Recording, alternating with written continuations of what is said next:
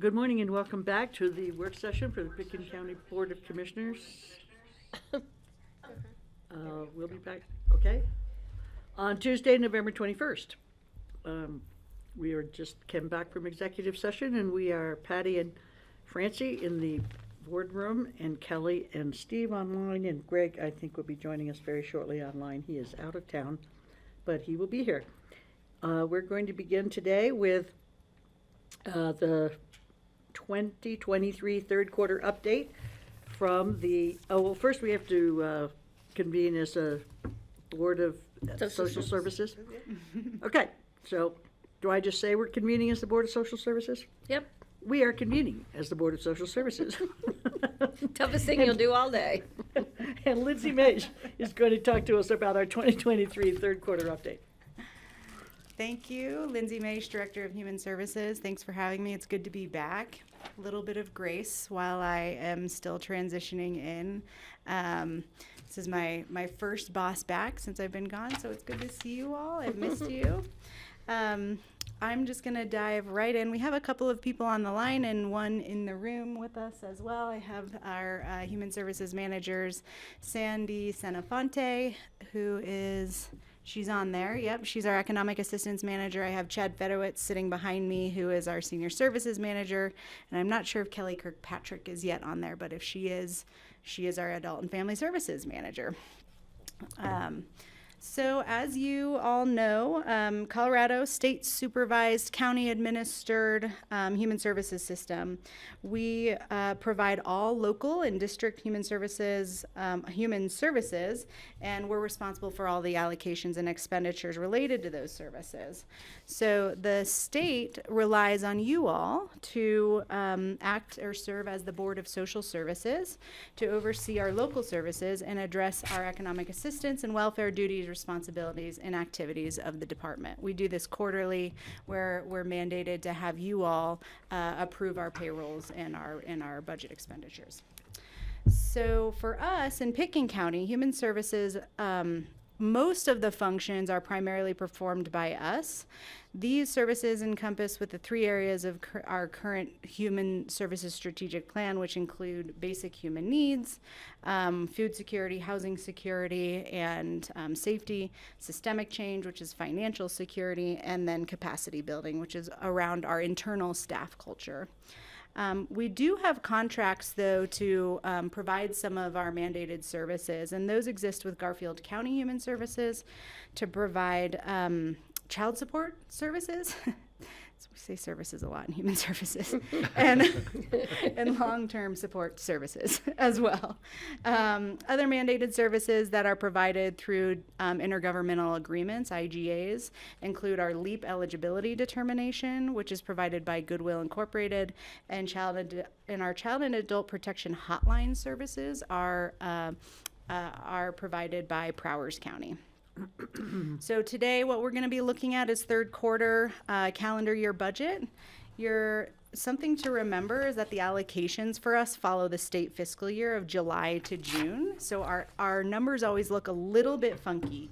The second half of the year, sometimes we see some odd numbers because of the cycle of how we're actually following, because we follow from July to June, and we're presenting a calendar year. So it can look a little bit funny sometimes. Like 317%, like yeah. that number. Yeah, look, sometimes it You looks look at odd. the numbers, you go, what the heck's going on? And I might also just caveat by saying we are coming off of budgeting through COVID.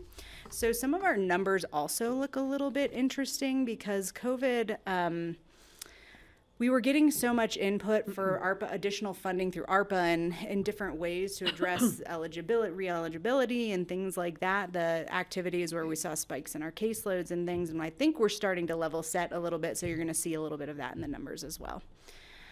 So just to remind you what we do, we, as a human service, our main functions are economic assistance, which is all of those eligibility for assistance programs like Medicaid, LEAP, SNAP, all of the programs that assist low-income families. Individuals and families. We also manage the Healthy Community Fund, which funds around $3 million This year, I think it's a little bit more to the social safety net, our nonprofit partners. We have protective services, which is all prevention and intervention. Senior services, meals, programming, and of course, advocacy about how we age in place well. And then our veteran services, which is assistance with claims, resources, and then of course, we're also doing a lot of outreach now in that department. All right, so here's the part that we have to get approved. So let's first of all go over our human services budget versus actual. So this is where it's gonna look a little weird. What we should be seeing in this, sorry, you can see, oh, that's kind of odd, because I'm sharing. Oh yeah, can you move them? Thank you. Nope, that's okay, perfect. Okay, so what we should be seeing often, if we were in line, would be about 75%, right, on that right-hand column of our expenditures to our budget. What we're seeing right now is kind of interesting because I think what it's telling us is that we had really much bigger budgets over the last few years, and we're kind of starting to come down a little bit by a little bit, with the potential of the unknown, and kind of thinking, okay, what's going to happen with eligibility cases? Are we going to have a huge influx, and are we going to need this additional support? What's happening? So that's kind of what you're going to be seeing in these numbers here. So for I'm just going to go through each one of them. Admin, economic assistance, so budgeted versus actuals, what's nice is that we're right in line with how much money is coming in and how much money is going out, if that makes sense. So our budget, we're at about 59% of our revenue, so the money that's coming in, and then our expenditures are at about 55%. So we're pretty much in line with that. TANF, this one always looks this way. Francie, you had just mentioned the kind of when you see 317%, right, of expenditures. So we're really utilizing that. What's nice about the TANF program is we're able at the end of the year to buy dollars, and we do try to overspend this one because we find that we can serve the community in a lot of different, more creative ways through this allocation. Childcare, as you can see, it continues to be low. We're sad about this. We would love to be able to offer CCAP, but something interesting happened in the last 5 years where there were some policy and rule changes around our childcare assistance program, where we once were able to adjust the federal poverty level for our area, and then that was set, and we no longer, a rule went through, I think it was right before COVID, that said, nope, you can't do that anymore, we're gonna set it for all the counties. So what that has done to us is made it very difficult for us to spend our CCAP or our child care dollars, because most of the people, what we're finding is that we don't have a lot of people that are eligible for this because their income surpasses the poverty level that would make them qualify to be able to get CCAP dollars. So we continue to struggle with this one. There's a lot of advocacy right now happening at the state around how we can better utilize these dollars, because we know that childcare is an issue in our area, and we have this money and we cannot spend it. It's frustrating. Yeah. So it's weird. Yep. And then of course we're right on line with what we're receiving and then what we're spending in our childcare dollars. Child welfare, same thing. We're at about 63%. So one of the reasons we think this one's a little bit lower than the last few years, we have had no out-of-home placements, and that often makes our numbers spike in that area. So again, I think what we're starting to see is that what we've budgeted for, we've had a few interesting years where it's caused us to make sure that we're safe in our budget, and we're starting to see that kind of right size happening. Adult protection, our revenue 80% and our expenditures are 30%. One of the reasons our revenue is a little bit higher right now is because we have a lot of additional dollars coming through. That's one of the ways the state has been trying to get ARPA dollars to come through. So we have something called the Elder Justice Act dollars. They've given us like 2 or 3 different installments of additional funding. And what we find here is that our adult protection caseworkers are so efficient that we're working really well with our adults, and that they're coming in and out of those who are coming into this system are also moving out rather quickly, which is good. That means that, well, what it could mean is that we're getting ahead of some of the elder issues that we've seen in past years. Child support services. So this is something that's managed through Garfield County, and something else interesting happened with child support services over the last year. There were some rule changes about how this impacts child care dollars. So in order to and sorry, this is also a reason we think childcare is low. One of the rules was that if you are qualifying for, both parents have to be qualifying, I might be speaking out of term for this. There's a rule that has addressed the child support services that if a parent is eligible in receiving services, I can't remember if it's they can't double dip or there's something between childcare and the child support services.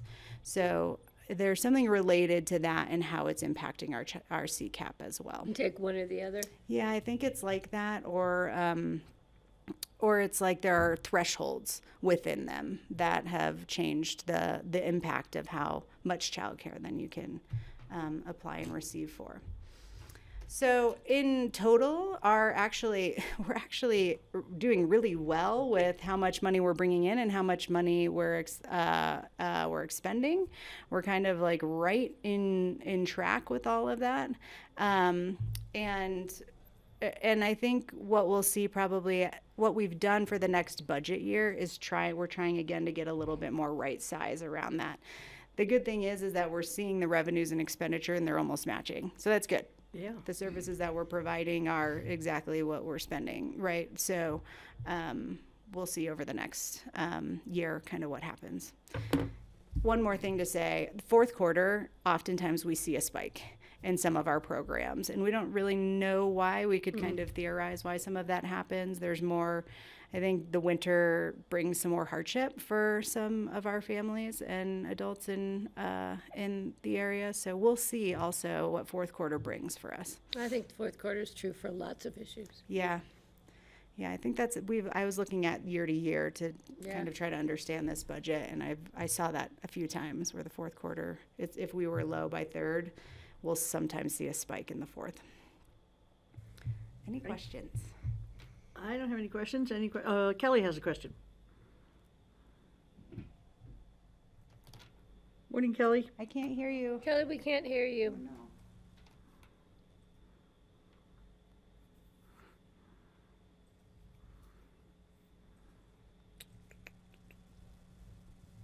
Can't hear Steve either.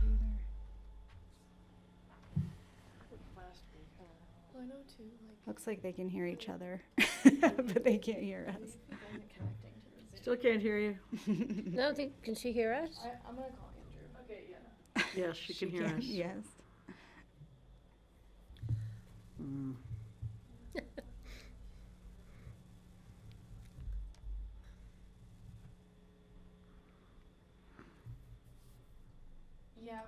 Yeah, we're not getting any sound.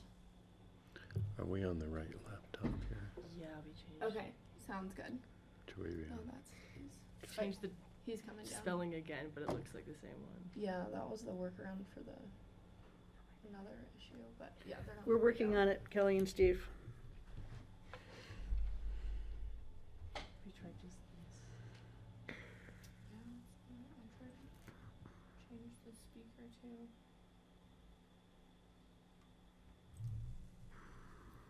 This is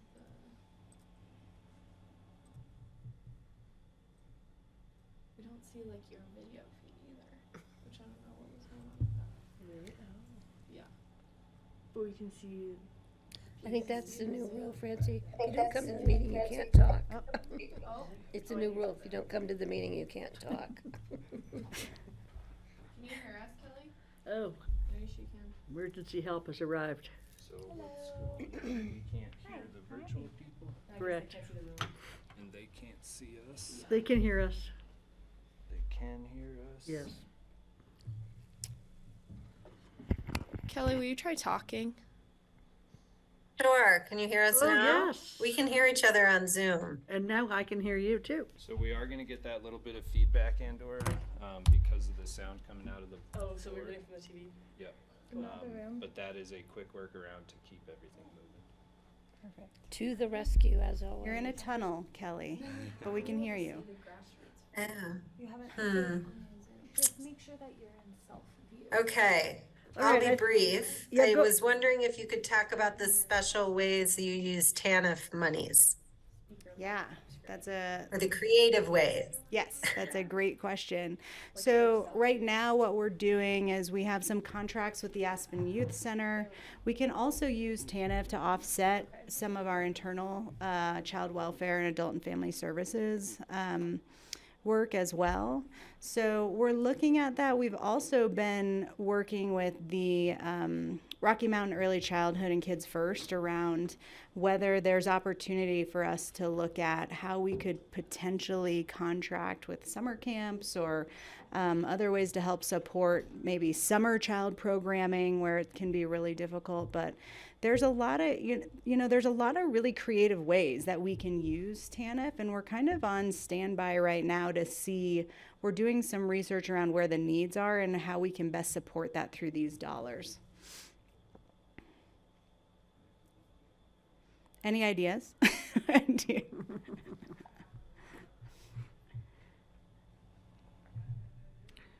Come Okay. up with some. Okay. Great, thank you. So I think we need a motion to approve for the third quarter expenditures. I'll make a motion to approve the third quarter 2023 expenditures. Second the motion. Okay, any more Thank you. questions before we vote? All those in favor, please say aye. Aye. Aye. Aye. Aye. Great, passes 4-0. Hi, I'm here. Greg. Oh, you are there. 5. Oh, great, okay, 5-0. Awesome. All right, so here's our human services total expenditures for our, this drills into that economic assistance a little bit more and shows you each of the different programs, so, and the actual amounts instead of just the percentages. So what we're looking at here, so our admin economic assistance, so we always are pretty high on our admin end here. That is across most of the resort and rural communities that were just basically underfunded. So it usually works out in the end of the year through either buying dollars or closeout. TANF, you just can see some kind of by quarter how we're spending. Child care, are there any questions about these numbers? There's definitely a big jump in Q3 Yeah, through our, you mean for admin? for childcare. I was looking at, well, admin too. So that's what's interesting. We should see what happens happens in Q4 because it's really unpredictable for us about how people are accessing these services. So At first I thought it was cumulative, but it's not. no, it's by quarter. Yeah.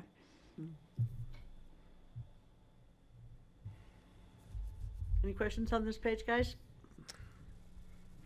No. Would you like a Nope. motion? So, Yeah. I'll make a motion to approve the 2023 third quarter payrolls. Thank you.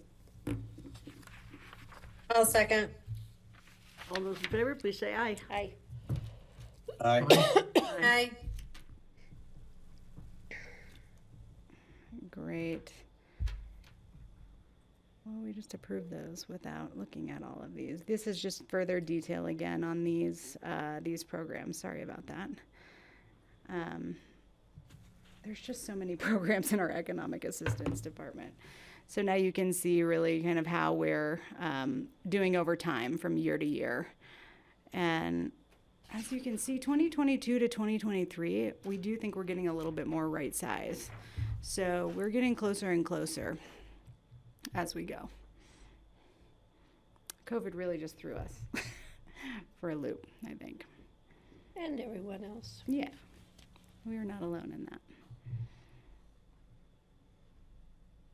All right. I'm going to go into our strategic plan and coalition updates now.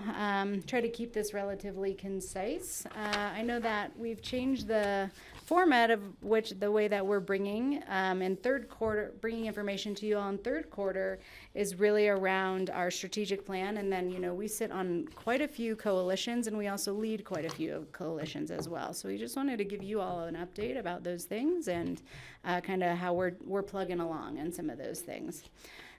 So just like this is actually coming at a really good time, where the Human Services Department is looking to do a strategic plan internally at the beginning of 2024. It's in good alignment, we think, with the county's efforts to also do some strategic planning. I think we're all really feeling after COVID that we need to come back together, talk through what our values are, and really kind of dig into our mission, vision, and move forward with that. So that will be happening in the beginning of 2024.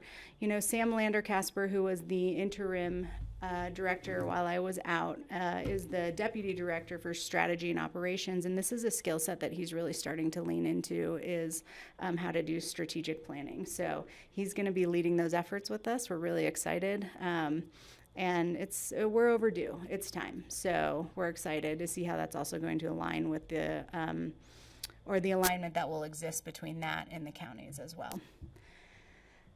I'll talk a little bit about the Valley Alliance to End Homelessness, the VAEH.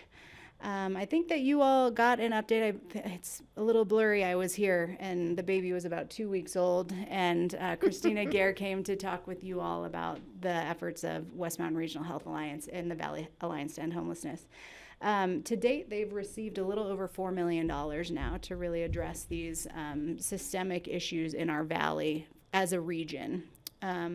So they have already been hiring up and helping build some administrative capacity, as well as getting housing navigators, and we have community navigators and more street outreach, more people, boots on ground, who are working with individuals who are homeless in Pickens County as well as in the region. They're really being instrumental in the response right now through what's happening in Carbondale with the Venezuelan migrant people. They're working to figure out the best ways to gather data and help facilitate housing for a lot of these folks. So they're kind of in the mix with that. So that's really nice and a relief. What kind of housing are they looking at? Good question. So what's happening right now, they just hired up they're called housing navigators. And the intention of that position is to build landlord relationships. And when we talk about landlord relationships, it's not just like I'm a landlord. So it's not just about individual properties, but it's talking to APSHA. It's talking to our housing authority in Garfield County and Glenwood.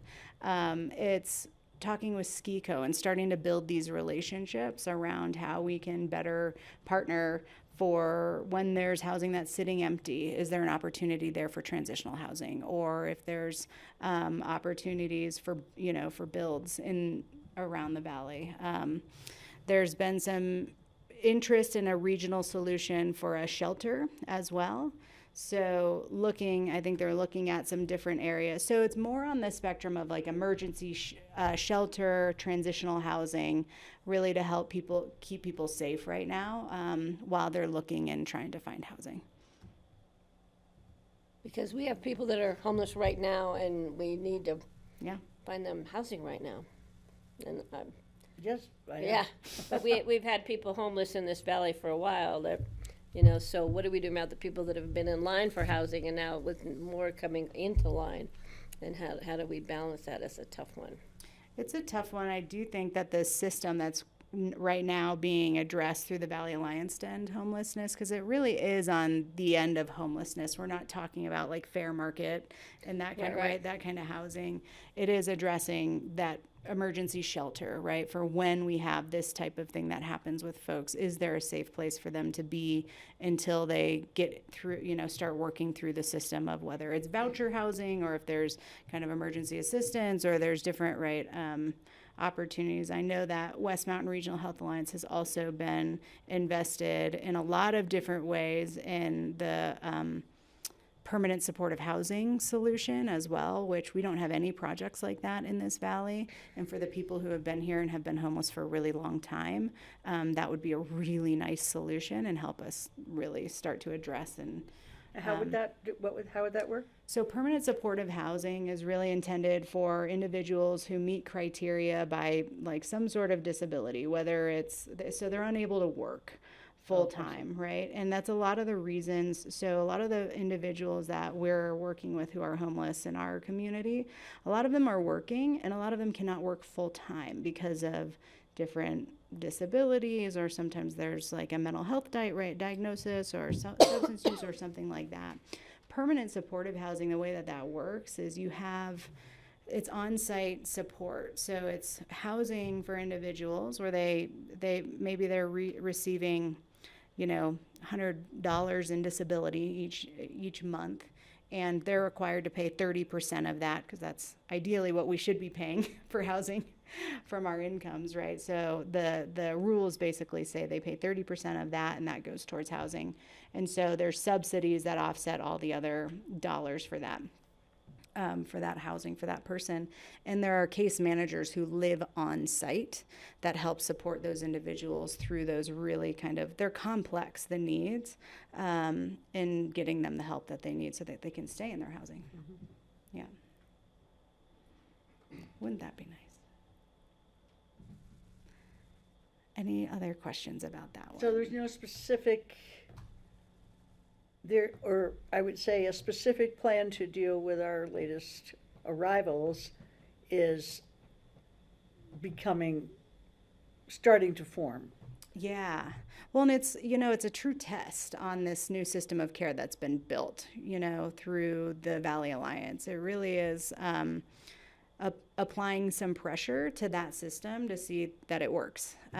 So they've done a great job in regionally creating a by name list, which shows us a by name list, which is a list that shows us every person who is homeless in our community. And then it kind of based on some vulnerability indexes shows like these people are more vulnerable than these people. And those that are more vulnerable, they're trying to prioritize in housing, but the housing that exists in our valley doesn't always match that. There's housing in our valley.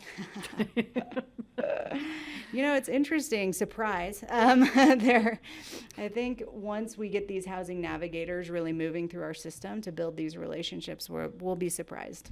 That's my hope. So what's going to happen on December 1st? When the Venezuelans' time at the Third City Center is supposedly over? I'm afraid I don't have the answer to that. Yeah, and I wish I did. Okay. I know, I'm losing sleep too, Francie. What? Said I'm losing sleep over that one too. Yeah, it's not easy. Well, thanks, Lindsay. Yeah, okay. Financial Empowerment Center of the Rockies, I think you've heard a little bit about this. You know, they've made some really big leaps towards their ability to start providing services. So they got a generous allocation from you all through some ARPA funding. They were also able to secure some additional funding through different foundations and other municipalities, which is now, it looks like the Financial Empowerment Fund is now going to match $150,000, which is giving them the ability now to be able to hire. So we're going to see this get off the ground in early 2024. We're really excited to see just how this impacts our community. This is Barbara Freeman's. Yeah. Mm-hmm. Another system that will be interesting to see put to the test with, you know, I think for us to have 80 or so people come into our community that quickly.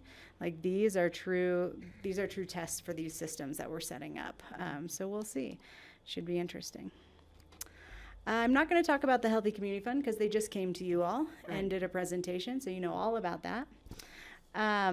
I'll talk a little bit about the Collaborative Funders Group. So something that Sam Lander-Casper and myself have been doing has been meeting with Aspen Community Foundation, the City of Aspen, and Aspen Skiing Company, which we all believe ourselves to be the big funders in the Valley for human services types of programs.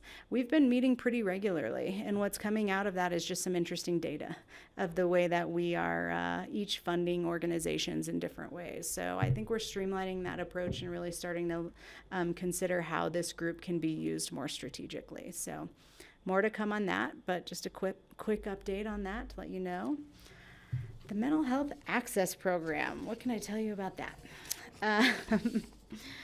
So the MHAP team, we call it the MHAP team. They have been meeting pretty regularly.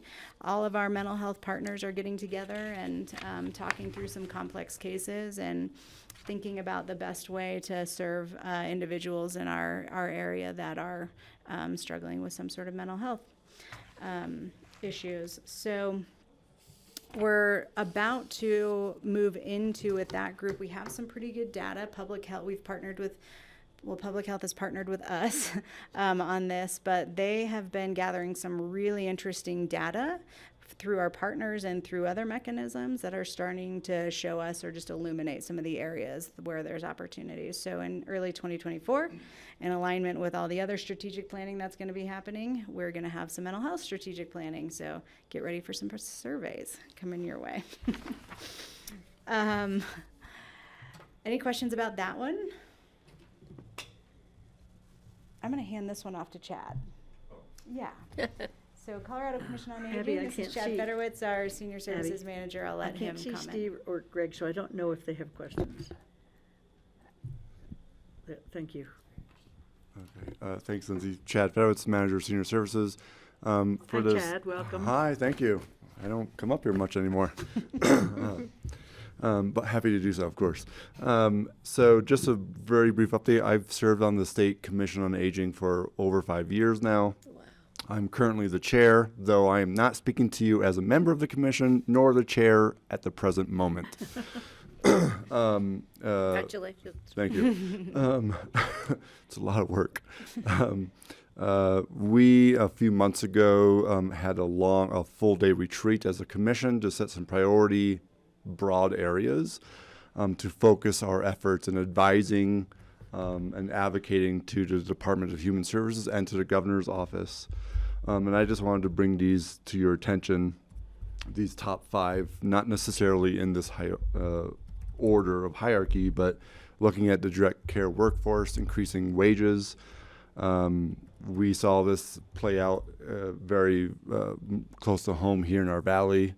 We had a home care and palliative care place that dropped all their home care services because they don't have staff, because they can't pay their staff to live here or not drive multiple hours to come to work. So we're seeing some effect here in our valley already when we have very limited resources and services for older adults. Affordable housing and accessible housing for older adults was one of our priorities. Again, these are meant to be broad. Mental health services for older Coloradans. When we look at the mental health space across our state, in my opinion, older adults are generally left out of the conversation. And the resources and the expertise to older adults are very limited in the state, let alone the United States. So wanting to have some effort in that space. And then the last two, the $5 million increase in the base funding for area agencies or aging, and that's the state line item of funding for senior services. That funding has been flat since 2018, and it's a very complicated issue. The commission, along with other state-wide advocacies groups, along with all the AAAs or area agencies on aging, are advocating strongly to the department and the governor's office, and I will say the door was shut, it was slammed shut into the face of this conversation, though the advocacy was not going to stop until the budget is signed. The state commission can do some things, cannot do a lot more, unfortunately. But that is an issue that continues to needs to be addressed and looked at and to be advocated for. with, if you take into consideration the costs of running these programs, the challenging with staffing, the increase of demographics, just to name a couple, to make the case for increased funding and sustainable funding for these programs. And then the last one, a lot of effort and energy in the last number of years has been around age-friendly communities, which I'm happy to say we are one of those, and continue to work on that, is to create a grant fund at the state level to support communities that may not have got up to speed in that regard, and to give some incentive at the state level to do this work, most of which many communities are already doing. But to have some financial incentive where there isn't a lot, quite frankly, to do some of this work and to recognize the opportunities and the challenges that come with aging in all of our communities. So we'll continue, as at the State Commission, we'll continue to advocate in these different regards, bring the voice from around the state to the Department of Human Services and to the Governor's Office, and to advocate on these and many more. These were just the top 5 that came to throughout our discussion. Long-term care is another one that's going to be coming up probably, I foresee, starting in January, as far as another high priority, along with all of these. So just wanted to share that with all of you. Thank you, Chad. Thank you for sharing. Yeah. I think one of the key things in helping to encourage funding for these programs is to remind people that they too will be getting old. We all will, if Yeah. we're lucky. And There's no way around it. yeah, and they're going to be needing the services. So maybe we just need to appoint more old people to these programs to help push through. But, you know, having just dealt with the lack of home care and long-term care, it's brutal out there. I don't think people realize that you get thrown into it and you really have no options. And it's very sad and it's horrific. And not to mention extremely expensive. Yeah. So, and your choices are limited. And everybody that you think you can get help from can't help you for a variety of reasons. And it's really hard to look at what we don't do for our seniors. Yeah, in somewhat of an ironic way, like in so many other areas, not just working with older adults, we've known these challenges for decades. And we're still behind the curve. And we're still not quite there yet. Yeah. So. And with a $5 million budget, just every citizen in Colorado could just pay $1 and double the budget. Yeah.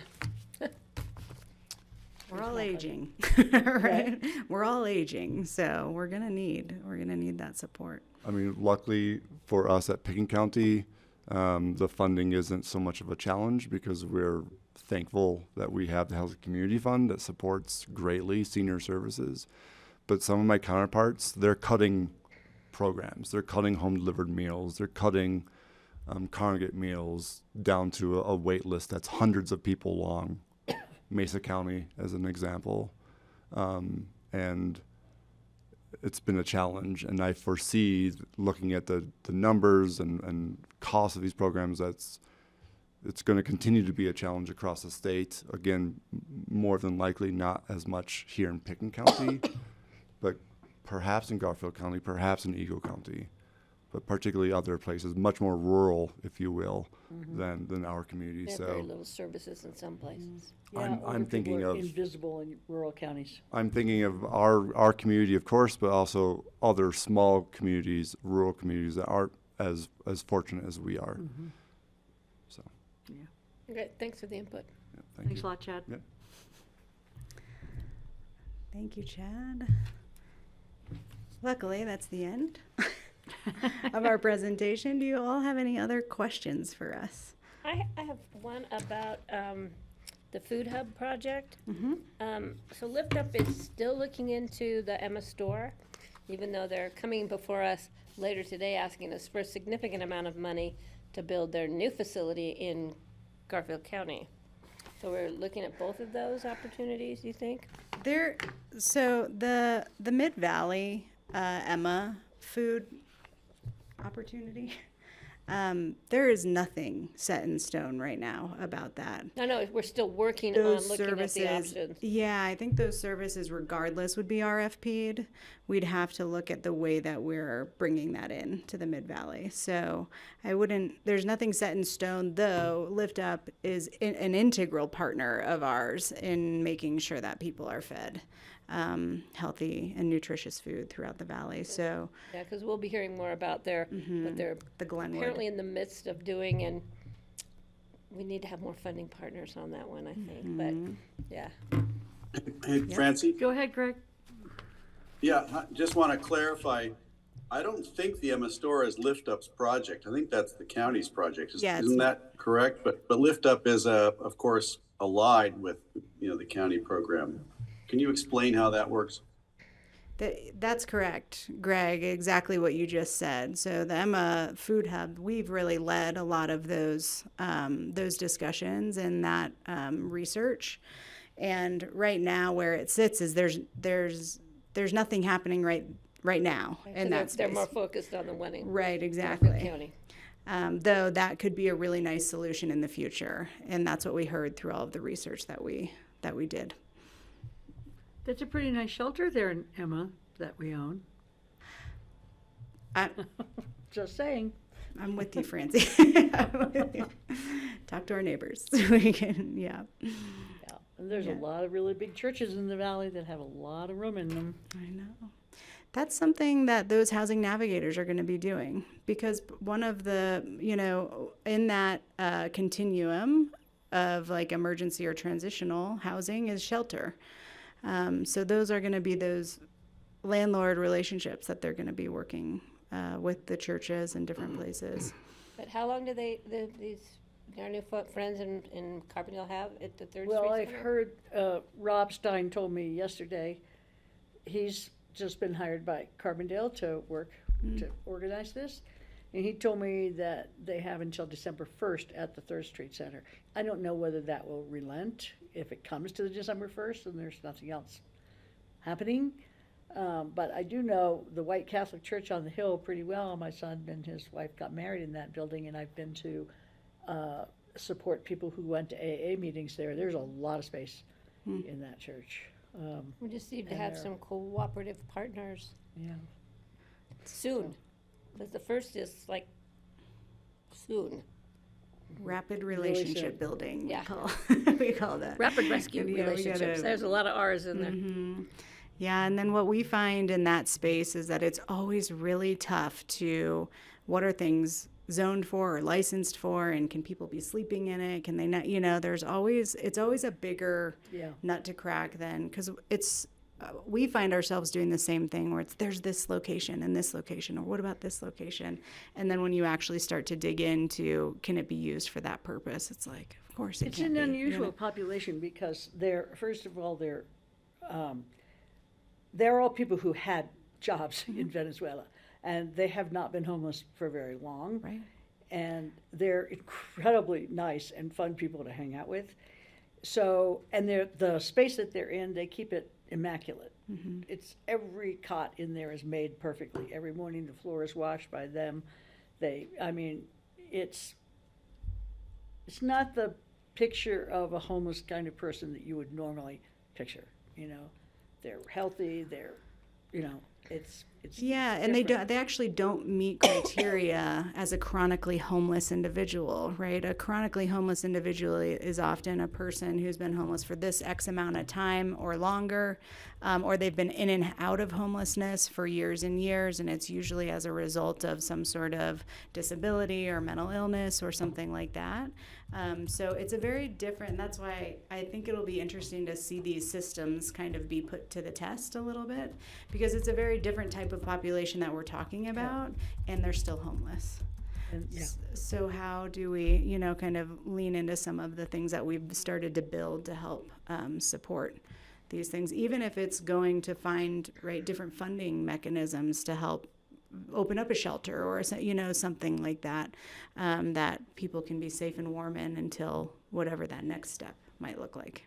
There's a woman in Pickens County who has provide shelter and work for 2 women and 2 children. So they moved out of the Third Street Center, and that was Yeah. really great.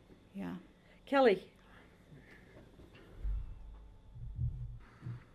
I just wanted to take this opportunity to let Lindsay know that APSHA is undergoing a rulemaking process where they are opening up eligibility for undocumented residents. That was changed at the state level, I think 2 years ago, where housing benefits could be extended to the undocumented community. And so APSHA is aligning their rules with that. There's still some requirements for, being able to show identification and work history. And the process for eligibility, the paperwork for eligibility, APSHA is still kind of figuring out. They know procedurally it might look a little bit different than someone who's, kind of your standard W-2 employee. But I did want to let you know that because I think it will be helpful for people to keep that in mind instead of probably turning people away for years and years and years. That APSHA might be a resource in the future when that second reading goes through in December. Thank you. I'll take that information to the Valley Alliance to end homelessness because that will be I know there's been some connection points through the last couple of years with APSHA and the Valley Alliance, but now that they have a little bit more administrative infrastructure, they might be able to help with some of that stuff Yeah, as well. and especially since we have trouble sometimes qualifying people for Category 1 housing because our incomes are higher than that. That's a biggie. We got to address this issue of the incomes and not being eligible. It's crazy. Because we see it in humans, like I said, in human services everywhere, right? With CCAP, with our, a lot of our programs, like people just make too much money. And in this area, too much money is not enough. That's And right. I'm tired of hearing, well, then move out of that area and go Right. somewhere else. We don't want our community to move away. We want to keep our community here. Vibrant and and I mean, I would jump in and just say, at the very least, I feel like we should, advise our senators, our whole congressional delegation about this topic. They hear it from other counties, and it would be helpful to hear from us too. Because that's where it's like the low income tax credit housing where we have very little control over those limits and how they're set. But trying to illustrate that picture would be great. CCI. And I'm not sure who, I kind of am looking at, I'm not sure who's in the room with the admin, but maybe someone can help take the lead on organizing the various departments where this becomes an issue. This room is almost empty. There's Lindsay and John and Abby and Chad and Patty and I. But we're here. I'll be there in an hour. Great, we'll be happy to see you. Well, thank you, Lindsay. Yeah, that concludes, and I think you have to make a motion to not be the Board of Social Services anymore. Isn't that how that works? What's that? Yeah, we have to have a motion to I will make a motion to adjourn with thank you. to the both Board for of coming. Social Services. Except the baby left, so I I don't know know. why we're still here. Now why am I still here? I'll second. Okay, all those in favor of adjourning the Board of Social Services, please say aye. Hi. Aye. Aye. Aye. Thank you guys. Good to see Okay, you. we will be Thank you, back. everyone. So good to see you. We are going to be back at 1 o'clock, Andorra, and the public. We'll see you at 1. In our interview.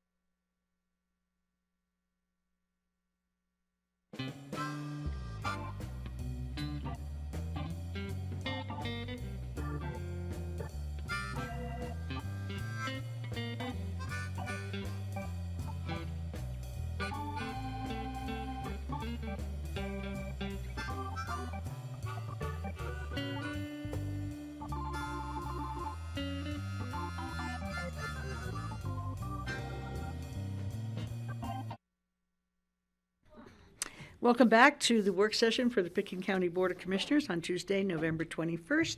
We have Kelly, Patty, and Francie in the chambers, and we're hoping to have Steve and Greg online shortly.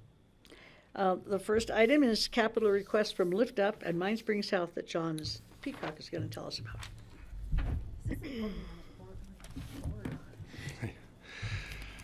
Yeah. So, and hopefully do we have Ivan on? Okay. Do we need to? Yeah, we need to elevate Ivan here. All right. So, we're bringing back some other capital requests that have come to our attention. Staff has been in conversation with both of these entities for some time, Lift Up and Mine Springs. I will say that at this point, the Lift Up request is, I think that's been refined to a point to bring in front of the board for consideration. Mine Springs is in a little bit different profile.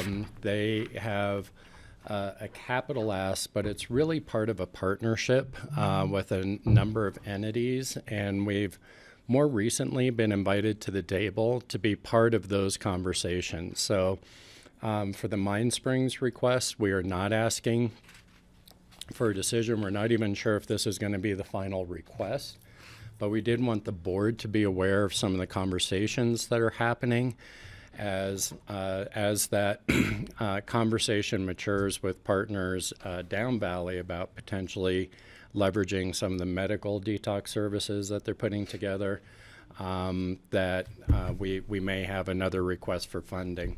We already do fund detox to a significant degree, and it's possible that any request could fit in with existing funding also. We just need to change it from operating to capital. So that one is not so much ready for direction at this point. But Lift Up is, as the board is aware, we proposed a pool of money ongoing in the budget for these types of requests. So this would probably fall against those appropriations. And right now you have the two that are in front of you.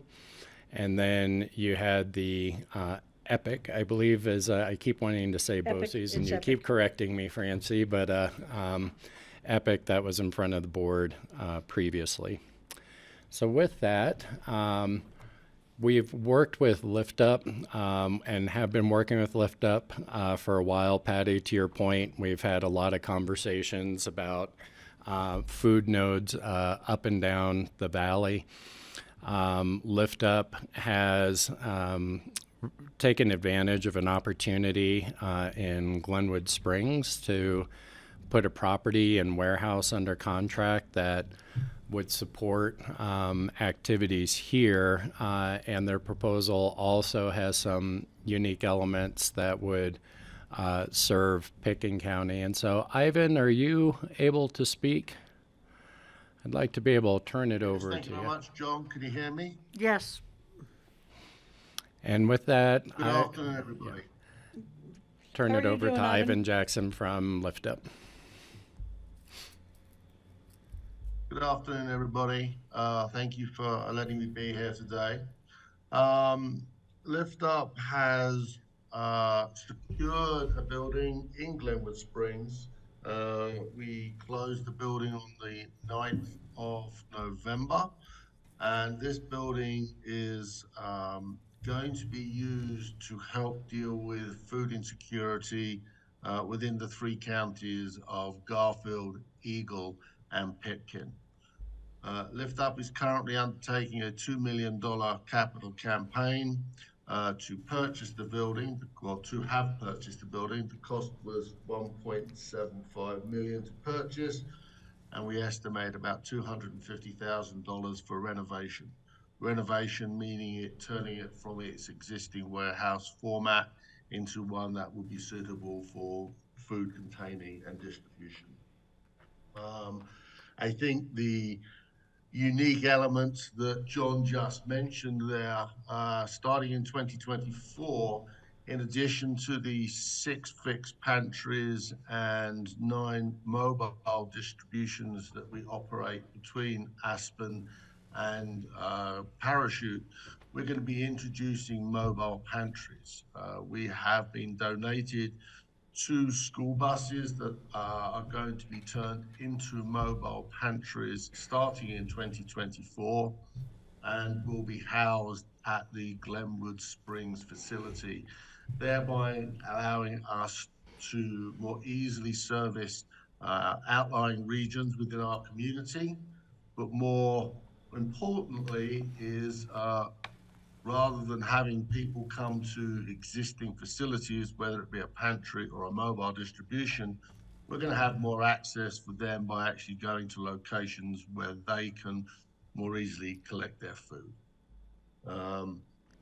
Is there any specific other questions that you would like me to address to help you in your decision-making process? Any questions from anybody? Yeah, I want to know who else is helping to fund this, because I see Pickens County's ask is pretty substantial, and I'd like to see the municipalities and other counties stepping up before, I mean, that's one question I have. Well, that's for you, Ivan. I have another question for John, but yeah, I just am not comfortable not knowing what everybody else is going to be doing to help out. So Glenwood Springs has already provided for 2023 $100,000. We're also working with the city of Glenwood as well to raise additional funding, and we're going to go back to Garfield County as a whole in 2024 for further funding. We have currently raised $700,000 from a variety of different donors and foundations. We have 100% buy-in from our board of directors, and we are still working with other municipalities throughout the community. What about Eagle County? We have reached out to them. We're still working with them. So Garfield originally said no, and now you're going back in 2024, or you have not asked them yet? No, they wanted us to do it on a year-by-year basis. They've already given us $100,000 for 2023, and then we're going to go back to them once we'd actually physically purchased the building, which we estimated would be by the end of this year. So they then said, come back to us in 2024 once you've owned the building. You said Okay, you thanks. Said I Glenwood misunderstood. Springs. I thought you said Glenwood Springs had given Glenwood Springs $100,000. and gave you $100,000, but Garfield County gave you $100,000. Garfield County gave us the $100,000 and have asked us to come back in 2024 as well. Glenwood Springs, we have not physically received any money yet. We are working with them on various different matters to raise additional funding. Okay, thanks for that clarification. Kelly? Hi, Ivan. Can you explain,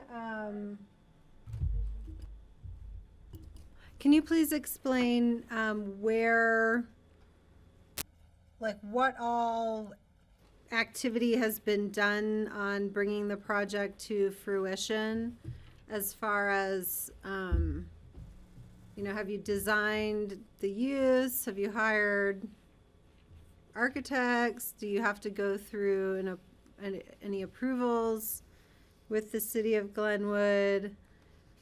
I'm interested to understand where everything is at. Okay, so we entered into a feasibility study in association with Pickens County. Probably started about 18 months ago with Sam Landis Casper, and the organization that was called NVA. They're based out of Chicago. They came over here and did a feasibility study to understand what was needed within the community. And the main areas in which they came up with needed was space for farmers, so they could actually have storage space, the opportunity to have additional refrigerated equipment up valley, freezers, and refrigeration to allow fresh up food to be distributed throughout our communities. Just general storage space was something that was limited and was something that wanted. And value added products. So that is like turning tomatoes into salsa, apples into apple juice, thereby providing additional funding for farmers, but also additional produce for the guests that we serve. Yeah. So that was done with them. I have some drawings that they put together that I forwarded. They're fairly rough at this stage, but the facility is divided into two main areas. One is a warehouse of about 9,500 square feet. 50% of that would be used for lift-ups usage, and it will be used purely as a warehouse where we could store dry foods, shelf-stable foods, but also have the opportunity to put in probably 800 square foot of refrigeration and 800 square foot of freezer units. And then the other half of the warehouse facility would be more for community use. So if farmers need to deposit some produce, excess to what they've grown and been able to sell, we can do that. And also we would look at having some of this sort of value-added product equipment, so we could flash freeze food and we could dehydrate food, so it's easier to store and to sell and to keep over winter months. The other part of the building is a 2,300 square foot administration building, and this would be used as lift-up headquarters, but would also be used as a fixed pantry to better serve the guests who are coming to the facility to actually pick up their product. Okay, what is the process going forward? I do recall the feasibility study, we were presented with that. I mean, do you have a project budget that has been detailed out? Do you require any approvals with the city? Like, I'm leave it at that. Budget specific to anything specific? So let me explain. Part of the How did you get to $2 million? Do we know that to be a credible number? And Well, the based on building was what? 1.75. That was the cost of the facility. And then we put on $250,000 for renovation costs, which was basically cleaning the facility, putting storage racks in there, and fridges and freezers within the warehouse. What about approvals from City of Glenwood? Are you in Glenwood Springs or in unincorporated Garfield? We're in Glenwood Springs, and we've already got approval for that. Everything has gone through. Where is it As a located warehouse, on is it? Midland?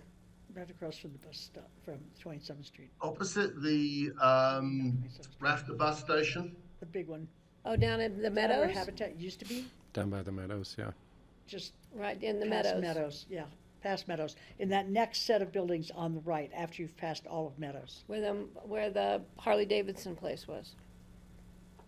I don't know, Habitat was there for a Yeah, while. yeah, it's There's down a below. gym there. Yeah. I'm just worried about traffic impact onto that road. That's a really bad intersection down in there. Where? You mean at the highway? Down at the No, I-70? off of Midland, coming and going. I spent a lot of time down in that neck of the woods. But, and the other question I think that's a have, bad Kelly, are you, intersection. can I ask another? Yeah, John, I think we need to have a policy on this. We have more and more people coming to us for significant capital, contributions to things.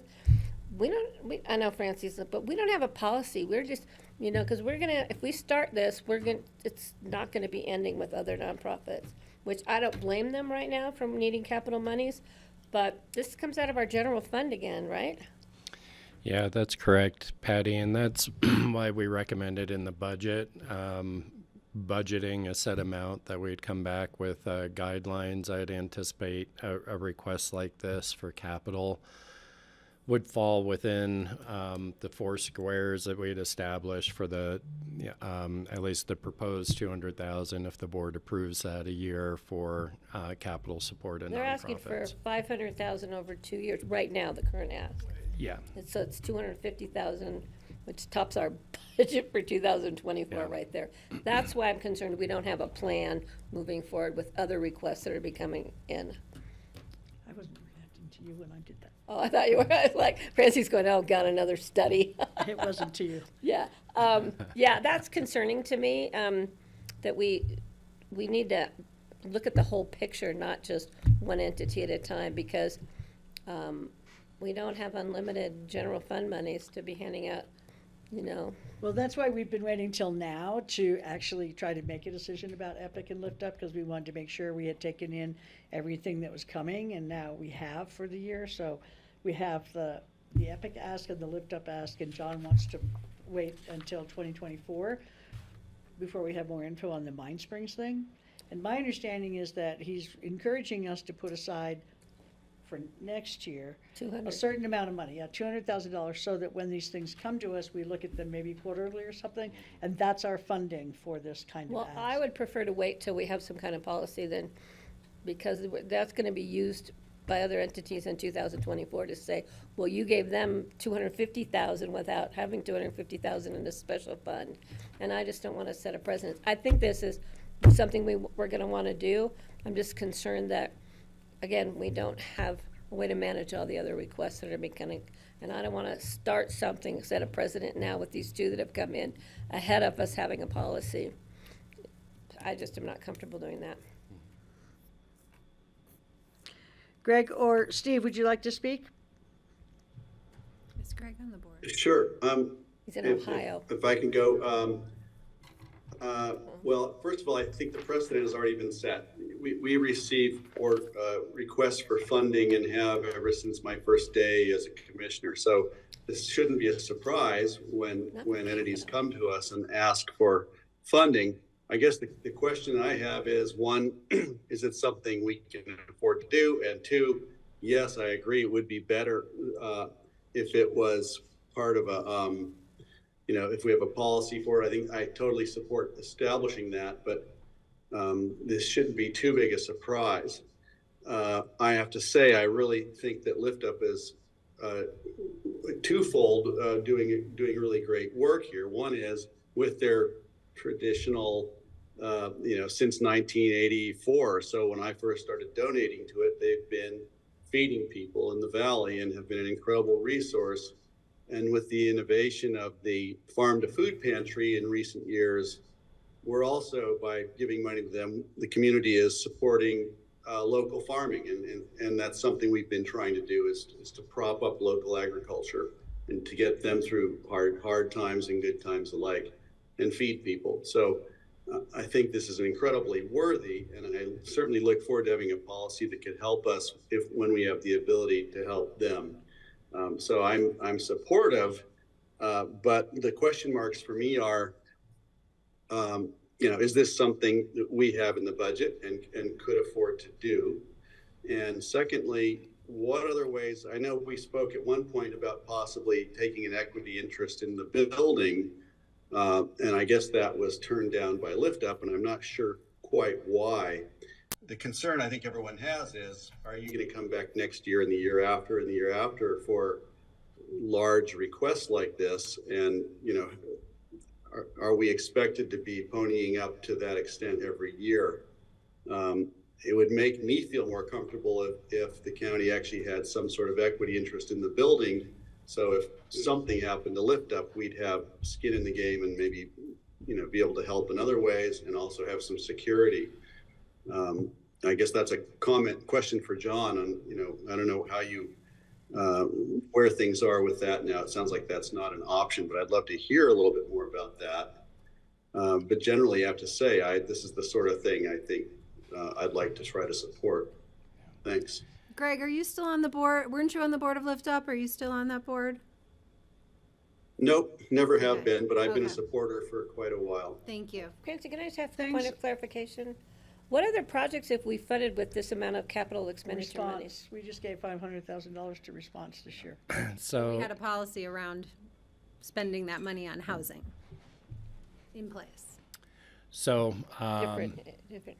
see if I can provide a little bit of clarity on some of this. First, Greg, to your comments about equity in the building, that was an early discussion when Lift Up and staff had started speaking. At that time, Lift Up's request was actually a more significant portion and did not include the mobile food pantry portion. So I think, Ivan, I'll let you speak to this, but I think the ask changed a little bit to include the mobile food pantries and not just the contribution to the building and warehouse space to support those services. And typically, as we've become less and less of a funder in a capital project, Response is a good example, we haven't sought necessarily an equity position. In cases where we are the majority investor or the sole investor, so for example, the Mountain Family Health facility in Basalt, we took an equity position in the property. So as the ask changed, that came off the table, at least from staff's perspective.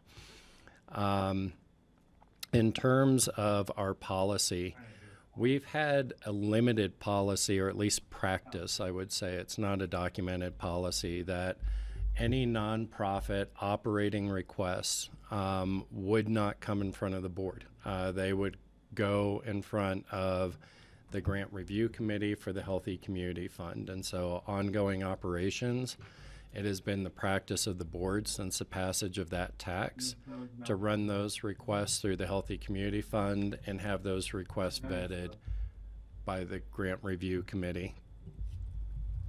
The Healthy Community Fund does not, in particular, does not fund capital. And we are going through a period right now where there are a number of capital requests and projects coming forward. I think part of that is adjustments to the post-COVID world. I think, and service demand changes, opportunities coming up with grant funding opportunities being created at the federal and state level that maybe previously didn't exist but require matches as Response did. And we're seeing more and more of these capital requests come to the county as a partner in funding. And so that's part of the reason we're trying to find an appropriate place for those to go, because some of these asks have been compelling to at least some of the board members who have wanted to bring them forward in a public discussion like today to see if there's an opportunity for the county to support these services. And so we haven't really, because we haven't had a lot of requests and we had a place for the operating to go, we haven't fielded as many capital requests like this historically. So we are seeing a lot more now, and that's why we're kind of wrestling with how do we do that in the budget and policy and that sort of thing, which we just haven't dealt with. Plus, we always look until for now. partnership. Who else is pitching in? And I'm Right. not really feeling that with this one. For what? At this point. Yeah. You know, who else is, we're not, this is a valley-wide and beyond issue, and it should be funded and supported valley-wide and beyond. And then- Steve? Thank you, Francie. Yeah, thank you, Francie. I would like to be able to support this if we're able to. Food security in our valley here is really critical. Just for the needs of the more needy people, but also for just resiliency for the whole valley, because all it takes is one bad winter storm for about 3 days and all of a sudden our grocery store shelves are empty in the valley of many essentials. All the food comes over from Denver, and the more we can have storage space here where they can minimize the transportation to get the food to their, our food pantry locations and to the people who need help on their food, the better. It's good for climate change issues, for just reducing our carbon footprint, for delivering food to those who need it. I'm not entirely sold on the location in West Glenwood that would be of great use to our farmers, because it's more in an urban area and farther away from the farming area where the vegetables are being produced. But it is kind of halfway between those areas down in the Newcastle Silt area that are producing food, and those areas up by Emma and Carbondale that are producing food. So for them to use that location, now the location is bought already. That's we're not deciding that, but I do like the fact that we have at least a centralized thing that's closer than Parachute to serve us. I have a question for you, John. This is for request for next year funding.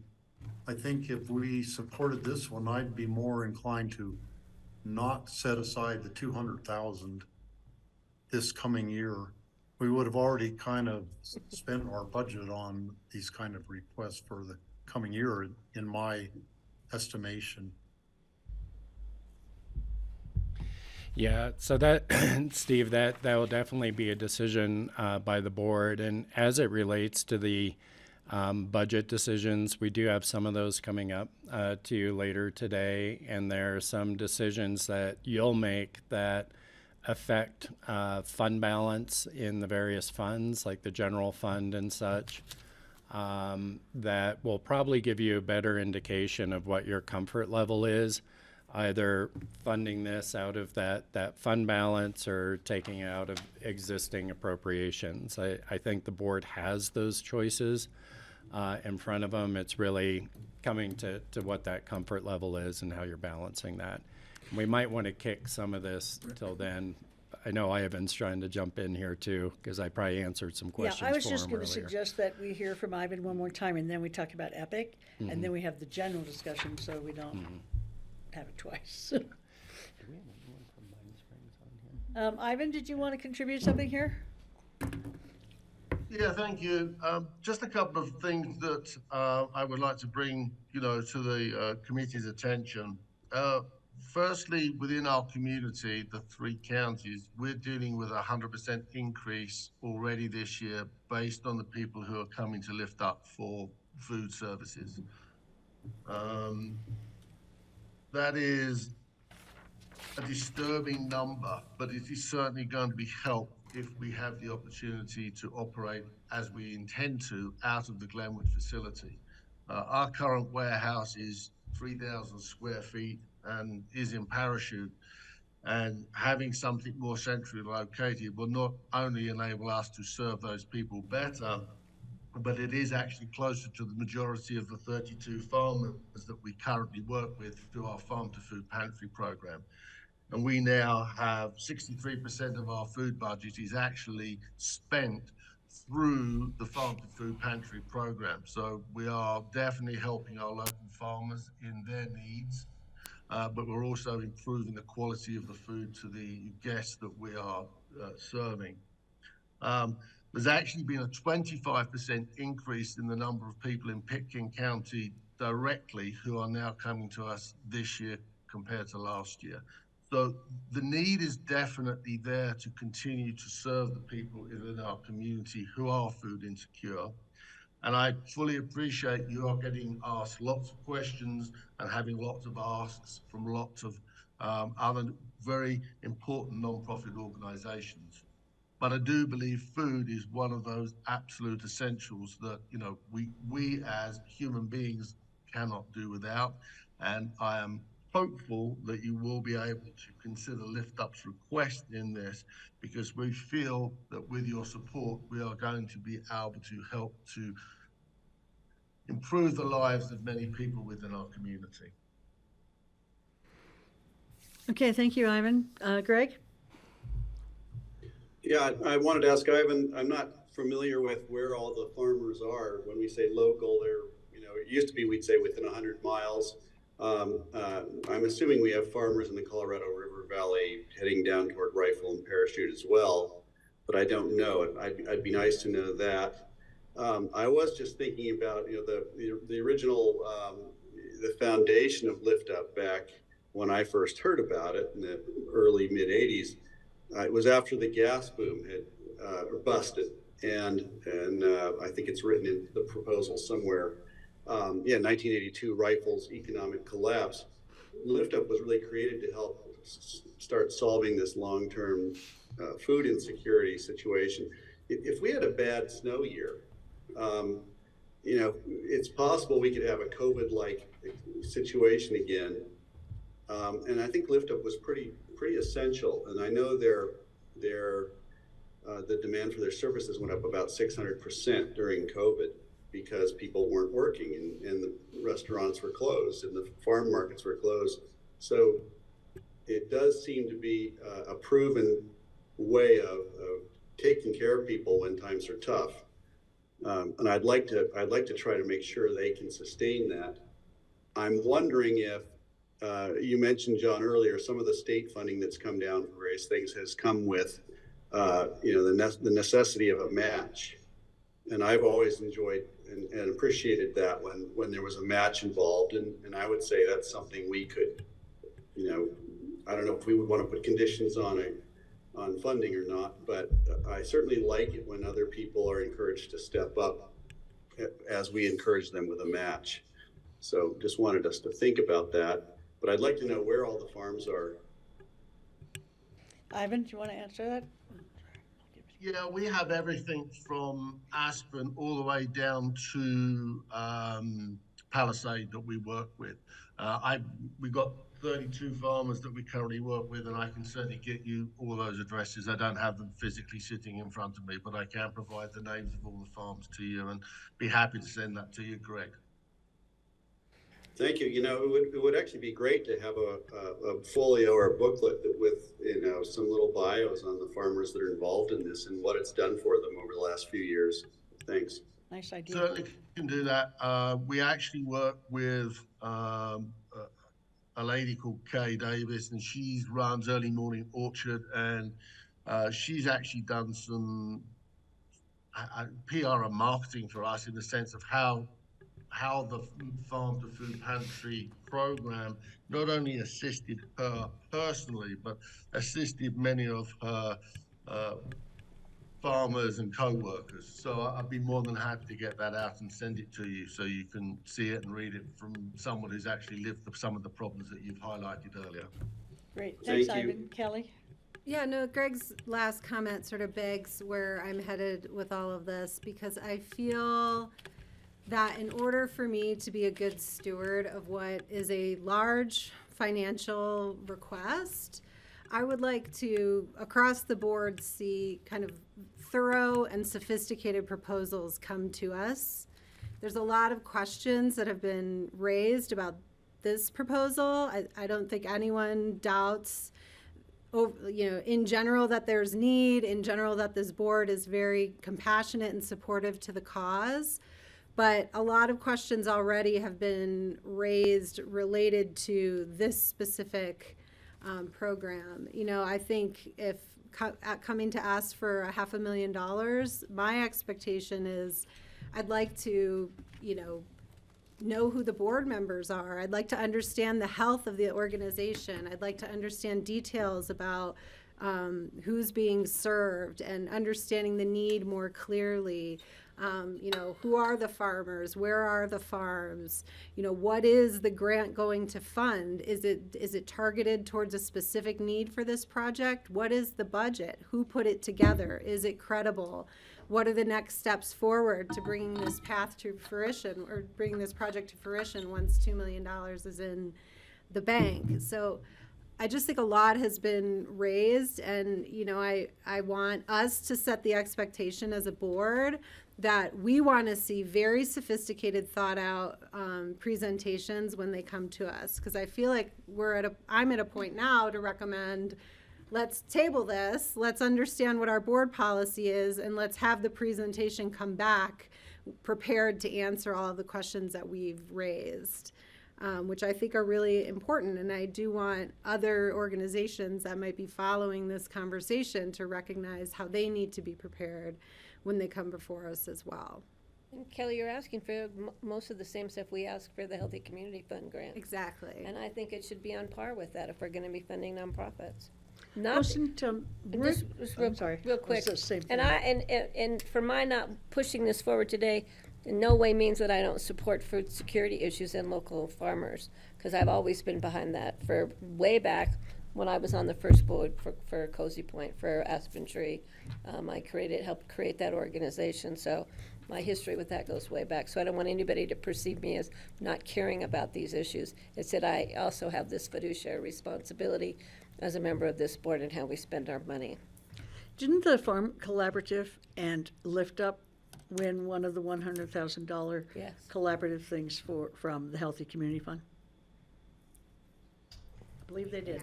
They did. Just trying to, yeah.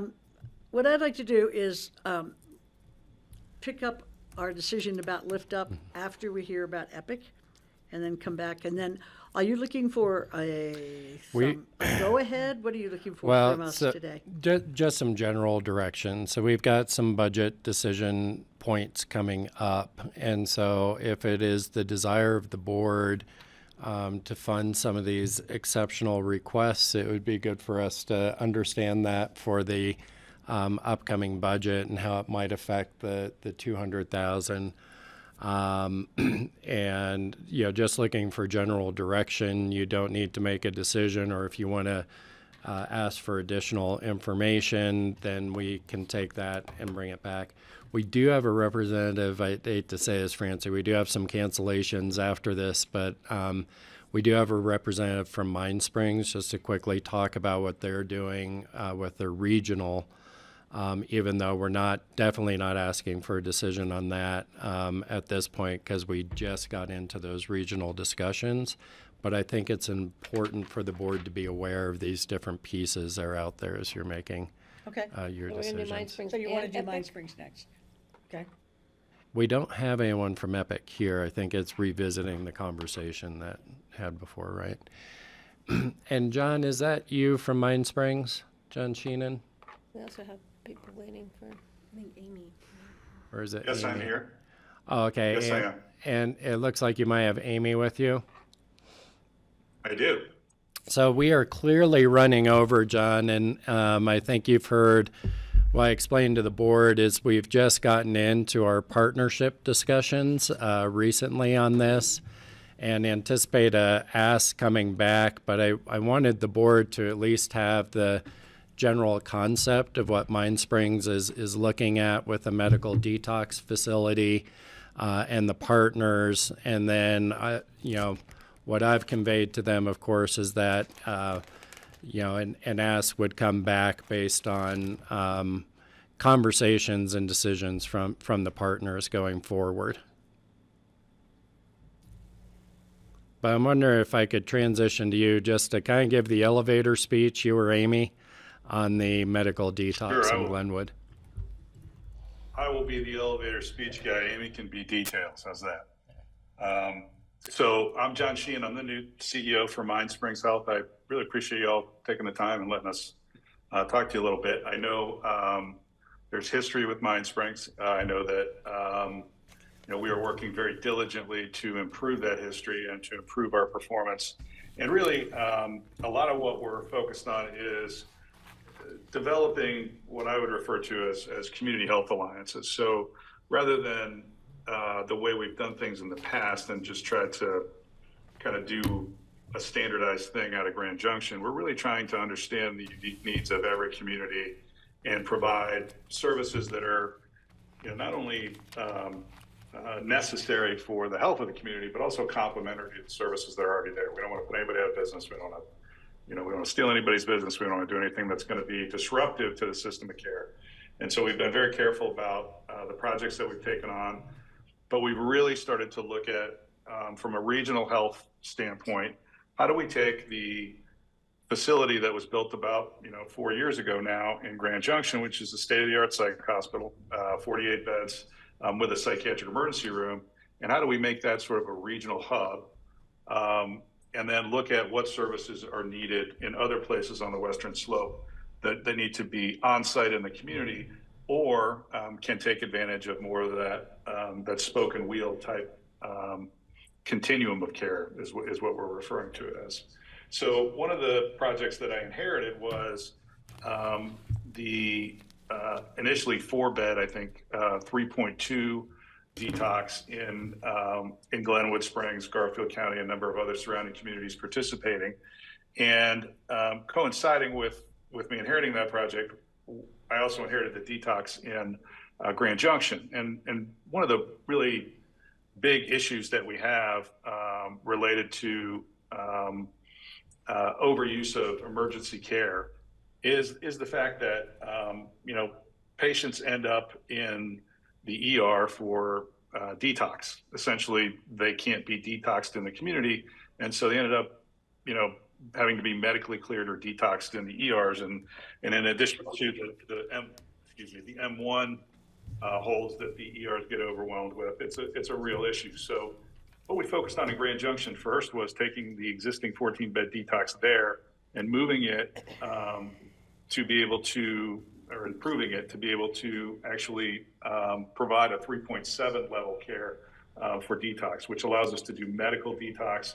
It allows us to do medically monitored detox, and it catches about 90% of the cases, and very few need to go to the ER. And we've got some data on the impact of that in the local hospitals in the region. And so we're actually in the middle of a Six Sigma project with all the local hospitals to redesign how patients can be admitted to Mine Springs, West Springs hospitals services in a more seamless fashion. So we want everybody kind of have skin in the game, and we want to redesign that front door.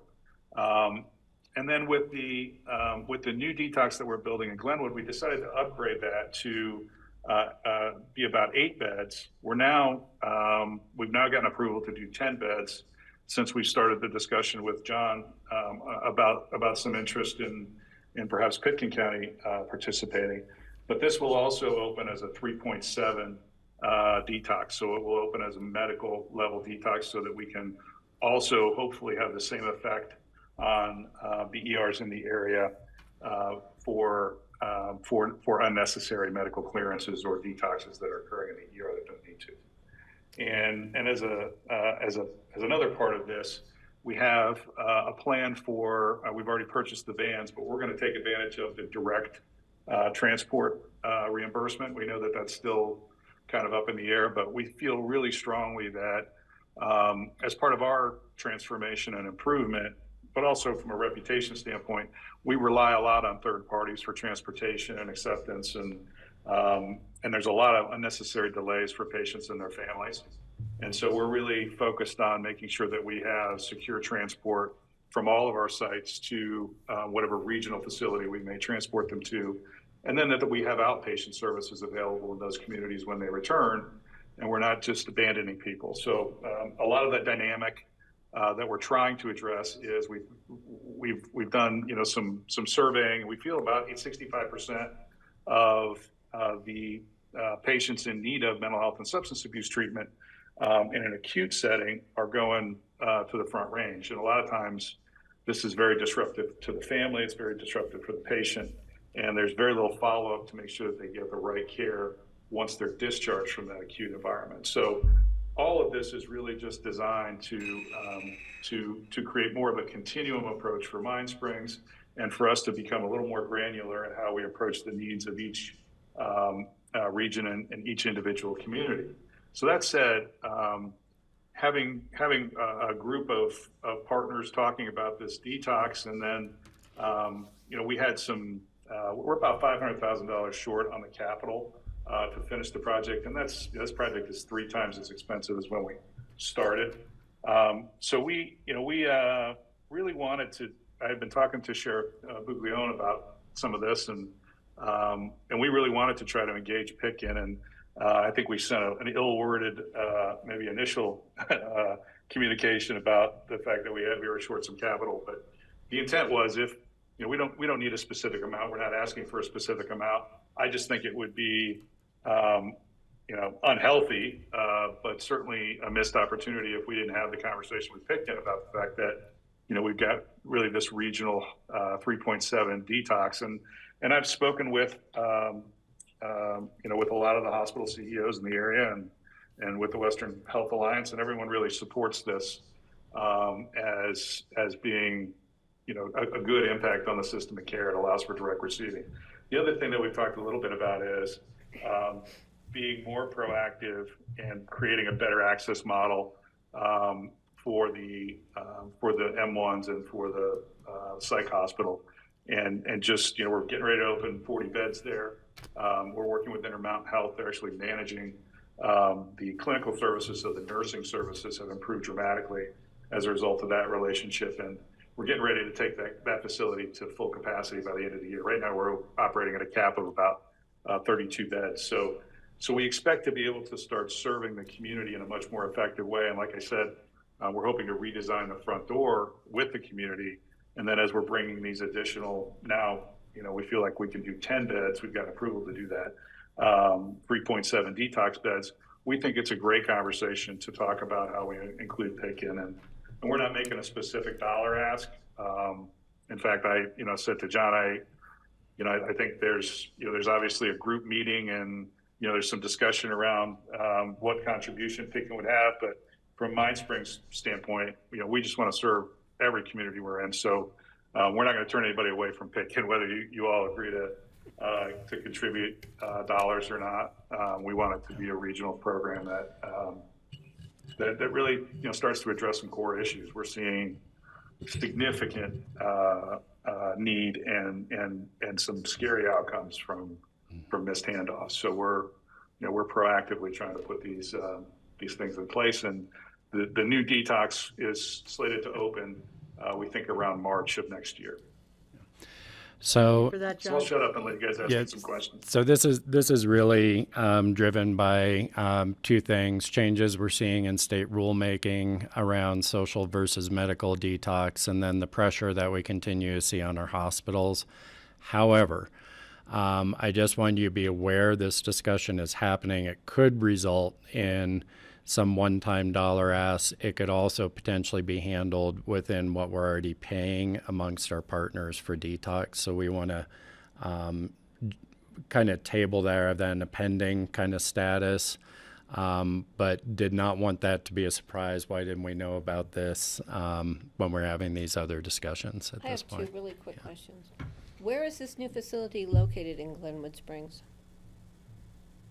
It's located at our current outpatient site, and Where I is think that? Amy could probably give you the address. I just want to mention too that I've talked with Dave Ressler about this project, and he agrees that this would be a really positive thing for the hospital. Well, I don't think we're not. Amy, you want to talk a little bit about the location?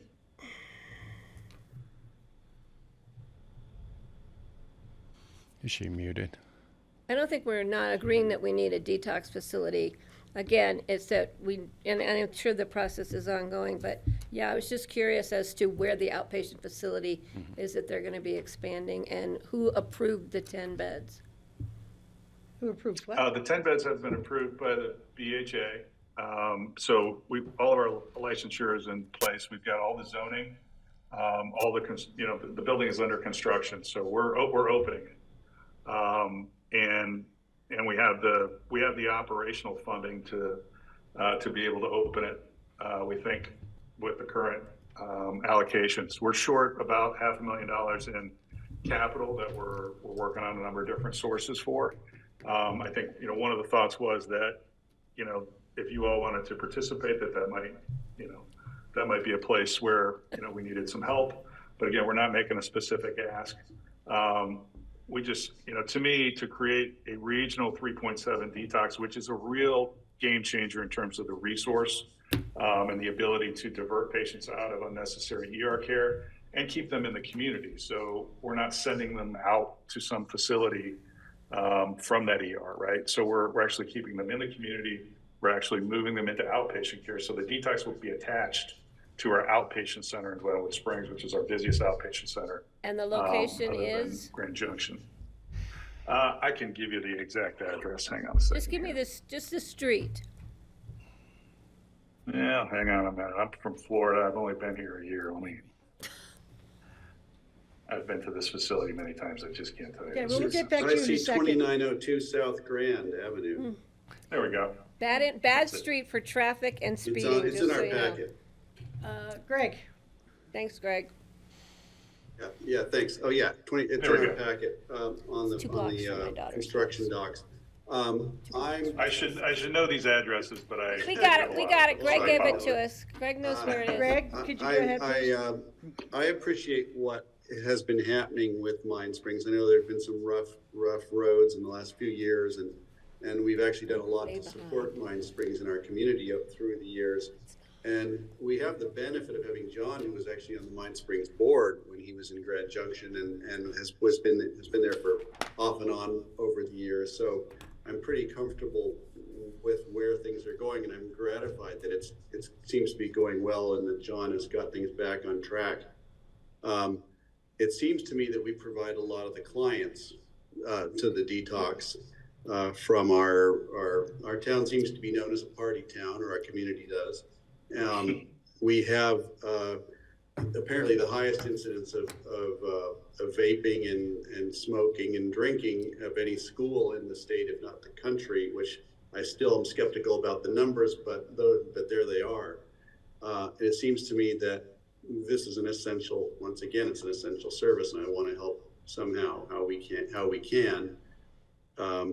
I'd love to know what the actual number, how many dollars are we spending on detox now? And if we were to channel them toward this detox program, would it make a significant dent?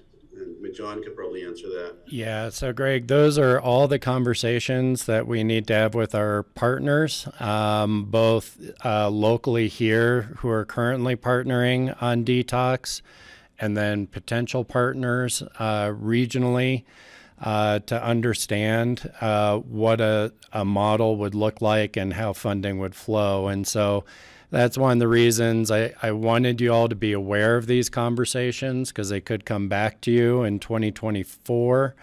But we're not asking for an immediate decision now, because we need to let those discussions mature. And what I was going to suggest, Francie, is maybe we start to table, and as we come back into our final budget decisions, we can maybe circle back to some of this. That's what I was going to suggest, that we move on. We don't talk about Francie, Epic can I now, just but throw I in would one just more like thing to respond to Can you hang John? on one second, Greg?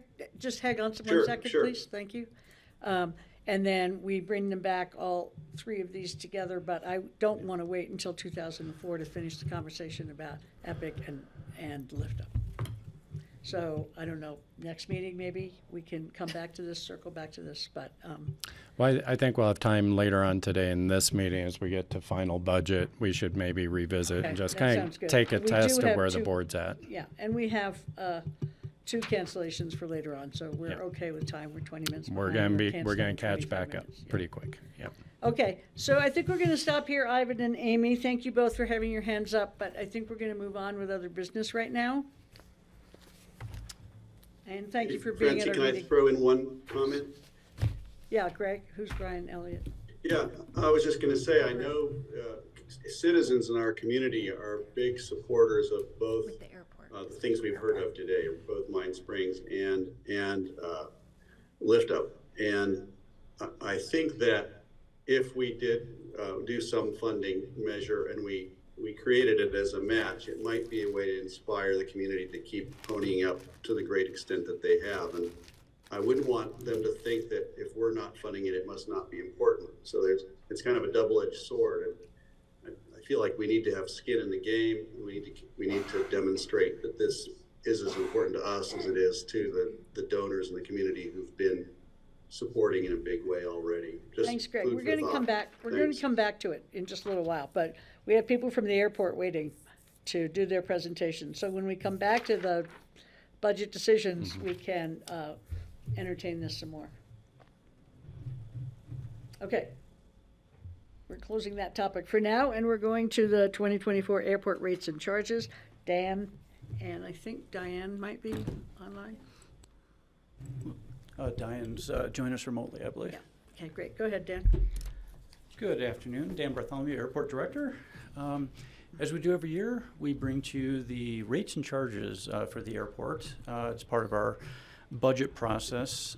Typically, these come to you as they are now later in the year because we have to get through our preliminary budget to be able to formulate the rates and charges. For the most part, the airport operates on their airfield and terminal at a break even. We don't make a profit on the airfield, and the terminal for the most part we're at a break even as well.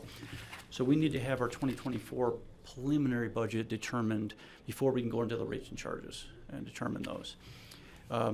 For the determination of the rates and charges, we employ Recondo Associates as our financial consultant, and online I have Brian Elliott and Jason Apt, and they can walk you through exactly how we came up with the 2024 rates and charges and the results of those. Brian or Jason? Good afternoon. Thank you, Dan. Madam Chair, members of the Board of County Commissioners. Brian Elliott, I'm Vice President of Recondo, and Jason Apt is a director with our firm. As Dan indicated, we will walk you through the methodology that has been used over the past several years to establish recommended rates and charges for the airlines serving the Aspen-Pitkin County Airport.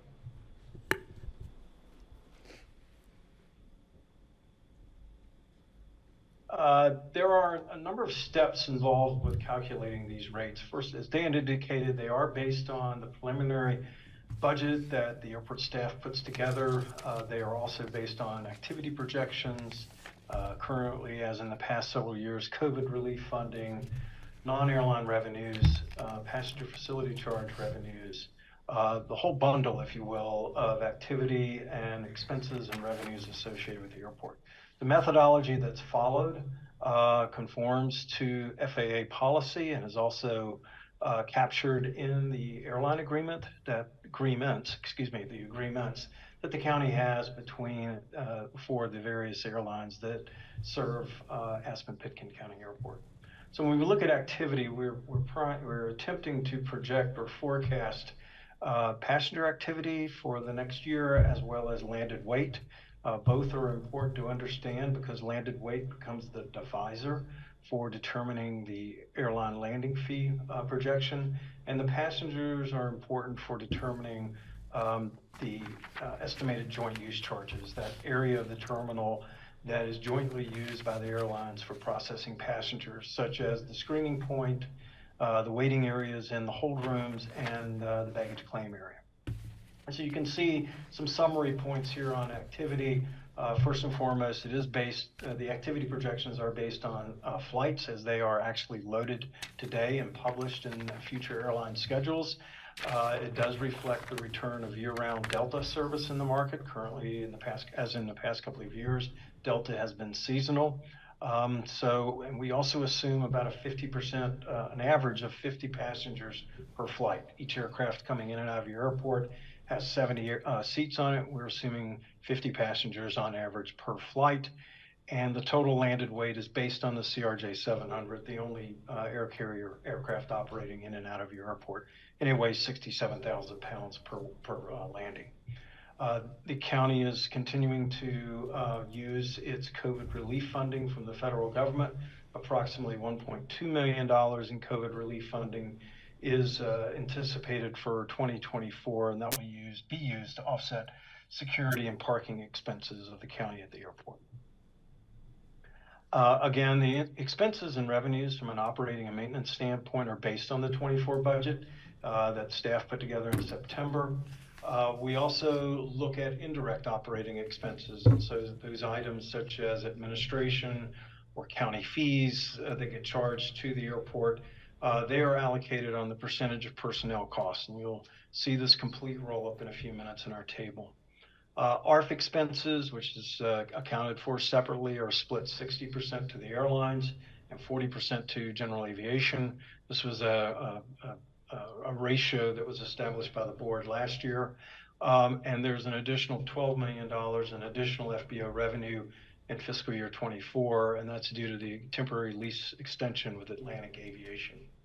The capital program for the airport next year is estimated to be about $16 million, of which $9.4 million is expected to be funded through federal and state grants. By and large, the bulk of that investment is on the airfield pavement maintenance and rehabilitation projects. There is $3 million in local funds budgeted for passenger terminal design services. This may change as the county moves forward with looking at potential federal grants or other funding sources for that design work on the terminal as it moves forward with implementation of the ASE vision. This is a chart representation of how the terminal rental rate is calculated. You'll see on the left side there is what is identified as the terminal requirement. That is the budgeted O&M expenses. Again, that's the direct operating expenses as well as indirect expenses. The county also recoups from the airlines amortization. So amortization would be for any larger type capital project that have been undertaken with airport fund resources in previous years. And there is an amortization calculation that's applied for those projects. And it's based on the useful life of the asset at an imputed interest rate of about 3%. And as you can see for 2024, the net terminal requirement after consideration of all of those factors is around $5.7 million. That requirement is then divided by the usable space of the terminal, which is roughly 49,300 square feet. And then from that is derived the terminal rental rate for interior space and exterior space. Bear in mind that the airport through its airline use agreement, or excuse me, the county through its airline use agreement is under a compensatory methodology, as Dan stated.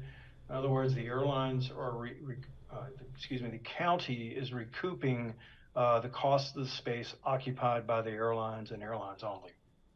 So of the 49,270 square feet of usable space, just about 30,000 of that is charged to the airlines for the space they occupy, both interior and exterior. And you can see that the total amount that is expected to be paid to the county next year from the airlines for use and occupancy of the terminal is approximately $2.8 million.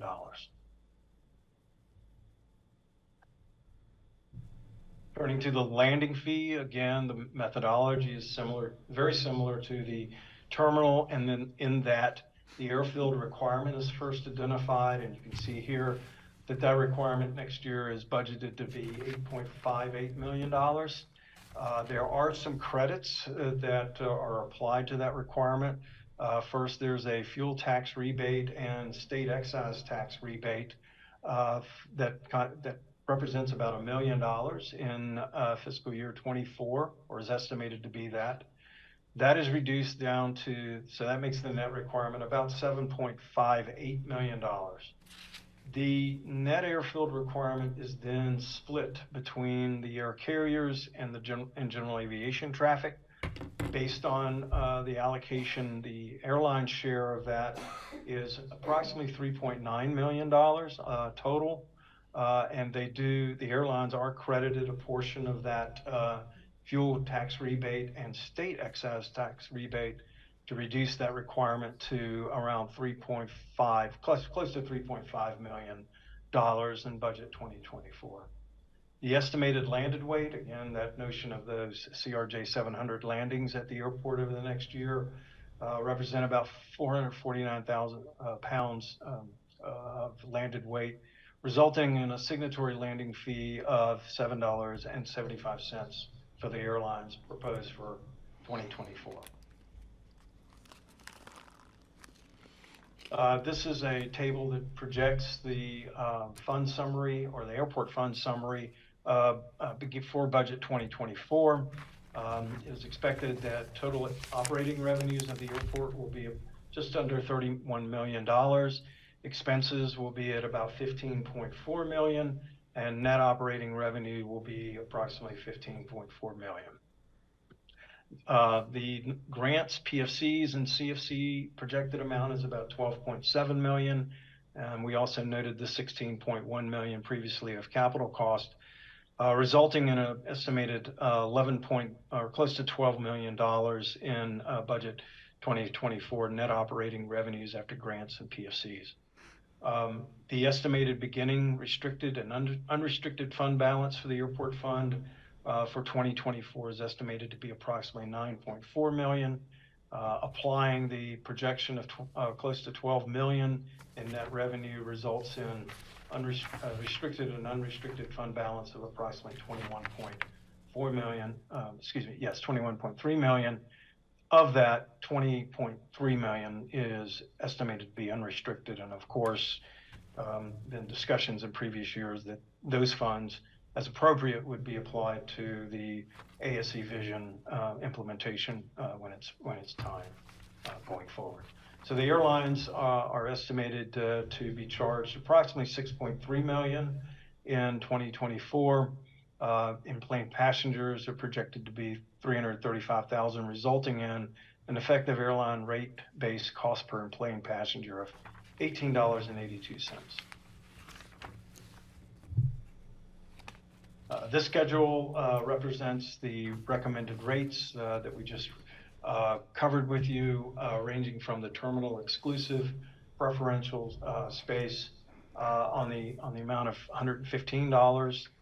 Seasonal carriers would be charged $161 per square foot, and the outside rates would be $38.53 and $53.95 respectively.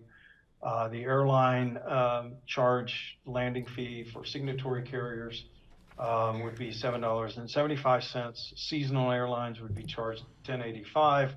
General aviation rates are expected to be $9.18. Of course, that is waived for locally based general aviation users. No change is projected in the fuel flowage, and the shared space rental is the same as the signatory rate at $115.60. Those are a walkthrough, if you will, of the calculated proposed rates for fiscal year 24. I think Dan has some security fees that he'd like to review with you at this time, so I'll turn it back over to Dan. Alrighty. Okay. Thank you. I don't know if you wanted to have any discussion on the actual rates and charges. The security fees that we're proposing do not impact the actual rates and charges. They're a separate issue, but we thought it'd be good to bring them to your attention. But I can quickly go through those if you'd like. I don't have any questions. Does anybody else? I always think it's helpful for the public if we have a few minutes. Okay. Thank you. Okay. Sure, go ahead. Okay, so there's some, I guess, for lack of a better term, some behaviors we're trying to modify at the airport, especially when it comes to security. So a couple of things that we're trying to modify, if you will, is our security violations. The number of badges we issue, those get very expensive between the FBI criminal background checks, the media to create a badge, I took mine off, and the parking passes now that we give along with the employees to park. Those add up, and when tenants are just loading up on employees, regardless of whether they're actually using them or not, those fees add up. So by charging a fee for every badge, and especially a non-return badge, we're having a lot of those happen as well. And that causes us to have to go through an audit process, which is extensive, because TSA requires 100% audit, and to go back and try to retrieve all the badges from past employees of the airlines or whomever they are is very difficult, and it can get rather resource intensive. So to curb that behavior, we have implemented some fees that are in your AIS there. There's just a fee for the types of badges, whether it's just airport operations area or the sterile area, site area, which is the airline area. We also have an employee parking fee. These are every other year fees, so these are good for 2 years. We issue badges every 2 years for an employee, and then they go through the process again. Even county employees do that. So those are the fees for those, and they really, like I said, they just cover really the security background checks and the parking and the media fees for things. Unreturned badge fee, that's where things get a little steeper because we're really trying to change the behavior of you need to get your badges back to us. And so it's unreturned badges, a $200 fee. And the security violations, we're seeing a slight uptick. It's nothing egregious, but we're seeing an uptick in security violations. Just people not checking doors the way they should, or not escorting people out on the apron the way they should. So when we find those, we're starting to introduce fees associated with those, and those fees step up excessively quickly. You do it one time, it's a $50 fee. It's kind of a warning. You hope you don't do it again. Getting to a second time is getting a little bit of a concern for us. So the fee's a $200 fee on that one. The What kind badging of infraction are you talking about? Pardon? What would initiate that fee? What would somebody do to be? So if somebody walked through a door, let's say, a lot of them I can't really talk about in a public meeting because they're under our SSI clause, Sensitive Security Information Clause, but some easy ones are somebody didn't check a door properly, or somebody had somebody on the airport ramp that wasn't badged, so they're escorting them. If they, for some reason, let that person get out of their immediate control, that's a security violation. That'd be like one of us. Yeah. Yep. Anybody that's not badged. So we're trying to curtail that behavior, so we're making those charges. The badging fees get charged to the employer. I was going to say, how do you? Yep. We do that. Violations get charged to the employee when they come back for their remedial training. If the employer chooses to pay that, that's up to the employer, reimburse the employee. But we want to make sure the behavior is changed by putting the emphasis on the employee for security. Patty? Yeah, so if you have somebody who doesn't return their badge, if you can't get the badge back, how are you going to get the money from them for not returning their badge? That gets charged to the employer. So the employer. So the employer pays for the badge and the unreturned badge. Exactly. Not returned. Okay. But security violations are on the employee. Great, thank you. Sure. Now, there are some groups that are not charged. So county employees, mutual aid is not charged any fees. Now, if they have a security violation, they're responsible for those, but they're not responsible for the badging fees. General aviation, our based aircraft folks, that's part of their lease agreement or the rent.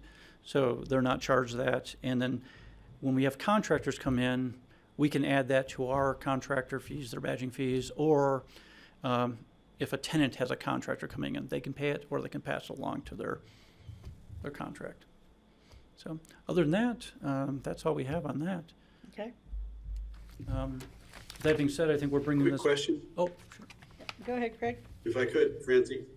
Yeah, go ahead. So Dan, I am assuming these are probably the smartest of the smart badges. So if a badge goes missing, you can turn it off, I assume, or turn off the access to that badge. Absolutely. But I just wanted to confirm that. Yep, absolutely. We can turn off any badge at any time.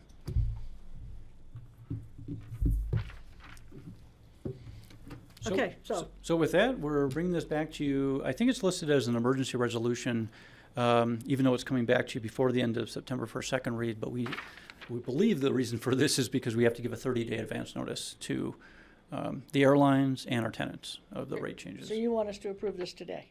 No, on the 6th, actually. Okay, great. And that's a Definitely didn't say reduction emergency for resolution. on your plane ticket if you're flying commercial this year. Yeah, that's some wishful thinking there. At least in that Yes. line item. Okay, thank you. Any other questions for Dan? No, thank you, Dan. Thank you. Good luck to everybody over there this weekend. Thank you very much. Thanks a lot, Dan. Thank you. Thanks, guys. Thanks for the presentation. We appreciate it. Thank you. Okay, now we're going to look at the ambulance district budget. And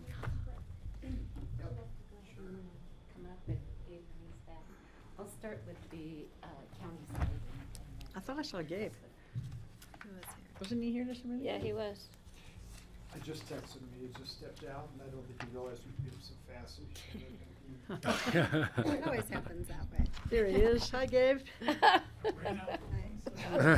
We timed it. We timed it. We that caught way. you.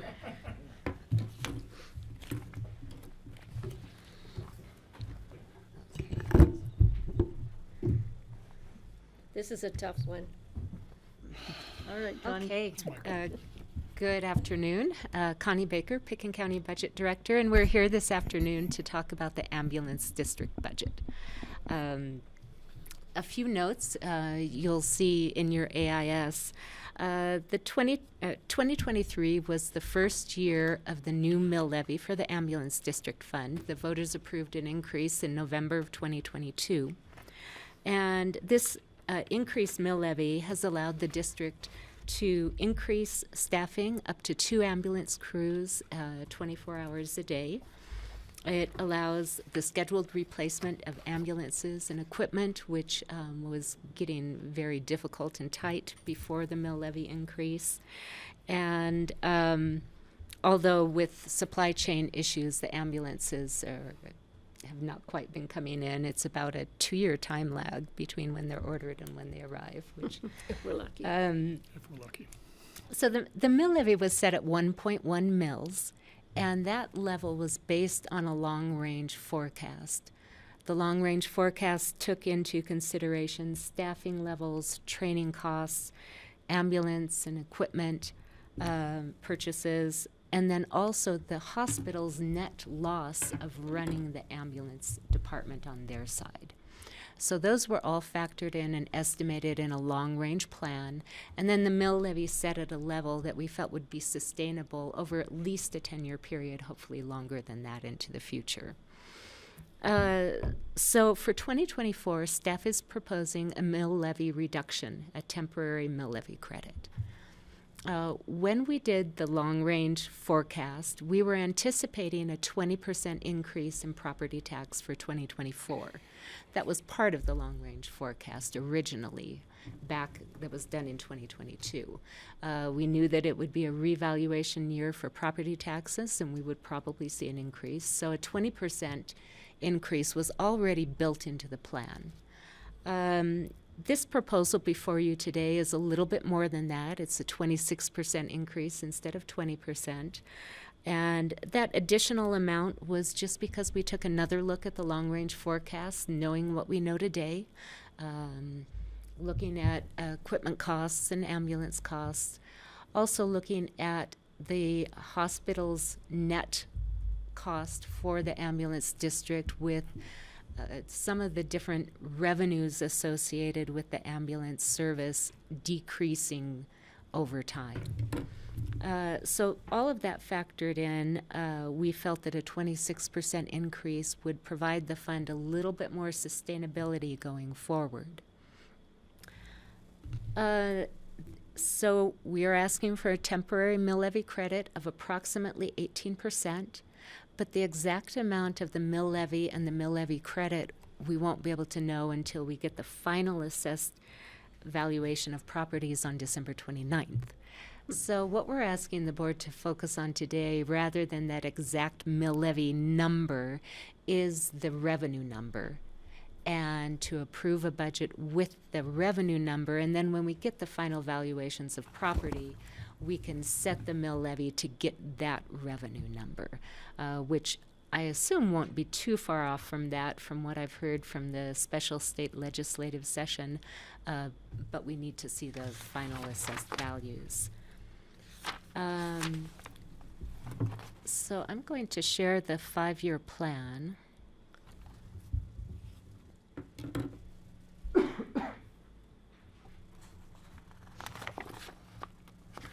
There we go. So you do see in the first line of the 5-year plan in 2024 an increase in revenue over 2023. Again, a 20% increase was planned originally back when we did the ballot. We're expecting to get some money from the state, about $157,000, as part of the state's plan to backfill different special districts due to the reduction of the residential assessed rate for property taxes. Way to find we'll it. see where that goes. You did good, Connie. hard That's to good. follow. Yeah. Connie obviously knows something we don't know. We have interest income, sale of fixed assets. So we have about $4.4 million in revenue. On the expenditure side, the largest dollar amount that you'll see is $1.8 million for payment to Aspen Valley Hospital for the ambulance service. So that is the hospital's net loss in running ambulance services. The hospital takes in revenue, as you'll see on their own budget coming up next. They take in revenue related to ambulance service, and then they have their costs, but the revenue doesn't cover the costs. That's where the mill levy steps in. So they're paying the EMTs, and because Yes. obviously we're not at $3,737. They are hospital employees. Okay. The salary costs that you see are just a little bit of our facilities staff taking care of the building. Okay. Other costs within this budget include payment to dispatch, fleet service charges and radios, utilities and upkeep of the building. We have equipment costs, which include a power cot for the new ambulance and radios, among others. There is another ambulance budgeted. And then the very last line here is treasurer's fees, which are statutory, overhead charges, and then this year we've also built in a contingency. The contingency is just because it's difficult to predict what is happening on the hospital side, and there are times when at the end of the year we end up being a little bit over or short on our budget end, so we've built in a bit of a contingency. Down below, you see a transfer to the debt service fund, about $443,000. That's the debt service on the ambulance building. This does leave a surplus in each of the years of the 5-year plan, with more in the beginning of the plan and gradually decreasing as we go out over time. The plan has always been to increase the fund balance in the first part of this long-range plan, and then gradually over time we'll get to a point where we'll need to be drawing down that fund balance, but hopefully let that mill levy where it stands last just as long as possible. So that's the plan on the county side, and I don't know if the board has questions now or if you want to hear from the hospital side first. Kelly? I'm just curious, most of our year ends are not identical to our original budget. So how does that happen? What our the year end on the 5-year plan. Yeah. Let me pull that back up, sorry. The luck of the draw. I guess. I just wasn't sure if that just reflects because we're only paying so much, the hospital's paying the rest, like that's it, or if there's some of their adjustments that are happening there. So do you mean the 2023 amount? Yeah. Yeah. We look at what might happen or not happen during the year, and I'm trying to see where the difference was. In the vehicles. We had a carry forward of a truck, I believe it was. So we had originally budgeted, $395,000, and then we increased the budget to $425,000 because we carried forward dollars for a truck. Okay. And the revenues are just, that's it. We knew how much we were getting, and Property tax is pretty stable, and we typically collect above 99% of the property tax. okay. Thank you. Patty? Yeah, I just want to make sure that the change in the percentage is sticking by the language in the about. That was a real selling point for getting this about question back. I want to make sure we're falling in line with that. Yeah, I don't think that percentage was written into the ballot language, but the level that the mill levy was set at was based on that long-range forecast. Right. Greg? Thank you. Yeah, thank you. Connie, if you could just elaborate a little bit more about the mill levy credit the ambulance district is offering here. I think that's newsworthy, and I want to make sure the public understands that there's a mill levy credit this year.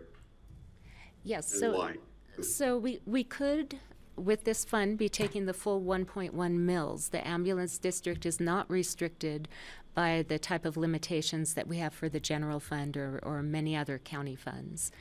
So we could take that full 1.1 mills. With the increased property values in the county, that would bring in more revenue than what we need. That's why we're proposing a temporary mill levy credit, reducing people's property tax from that maximum of approximately 18%, so about an 18% reduction, so that we just bring in the amount of revenue that we need and not any more than that.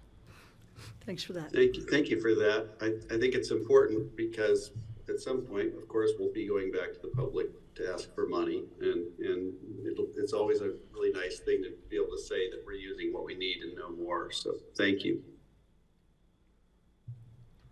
I'm hoping the press is listening to that. Well, and I'll comment a little bit on that because I had a meeting on Friday where Senator Hansen was part of our meeting, and he had said that the legislature had only heard of one district that was entertaining mill levy credits. And I was like shocked that we're heading into their special section on property tax under that belief that only CMC was the only district that was reducing their mill levy. It was just like a stunning disconnection between what is happening at the local level. Yeah. That's why local representation needs to be part of this discussion. Anyway. Did you put it straight? At the state level. In a very polite way. I would like to watch. Is that meeting taped? We want to see that meeting taped. I just explained all the things we were considering and doing, and different funds and all that, and tried to educate. But anyhow, so thank you. Any other questions, or should we move on We should move on. Aspen Valley Hospital? Okay, let me share their budget.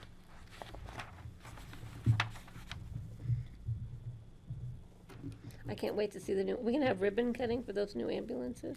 I would love to have a ribbon cutting Let's do if we ever get them. You'll get them. How far out are they?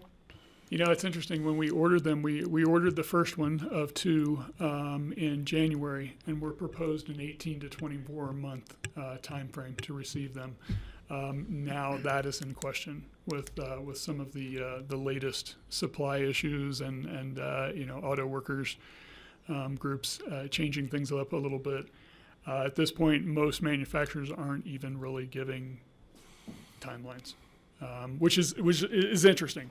Certainly the good news is that we have an amazing fleet services here in the county. Certainly I'll pass that along to them, that they really do excellent maintenance on our vehicles and allow them to keep running.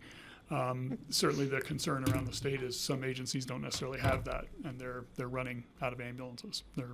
It's time for the manufacturers to step it up, I would say.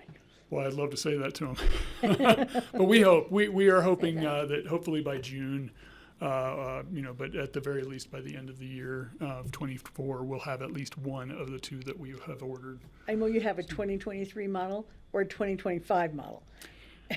Exactly. Well, and that's part of the issue with them being custom model. Is that, with the different model years, it changes how they build the ambulance. So there's some lag time there. So it's really interesting. We're keeping our fingers crossed, but we will too. But certainly looking forward to it.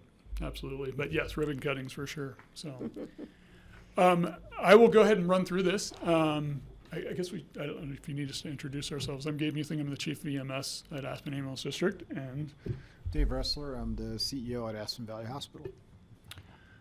So as you noticed, I would love to say that we had such low employee costs at the county, but as you saw, the bulk of the cost for the ambulance district is on the hospital side.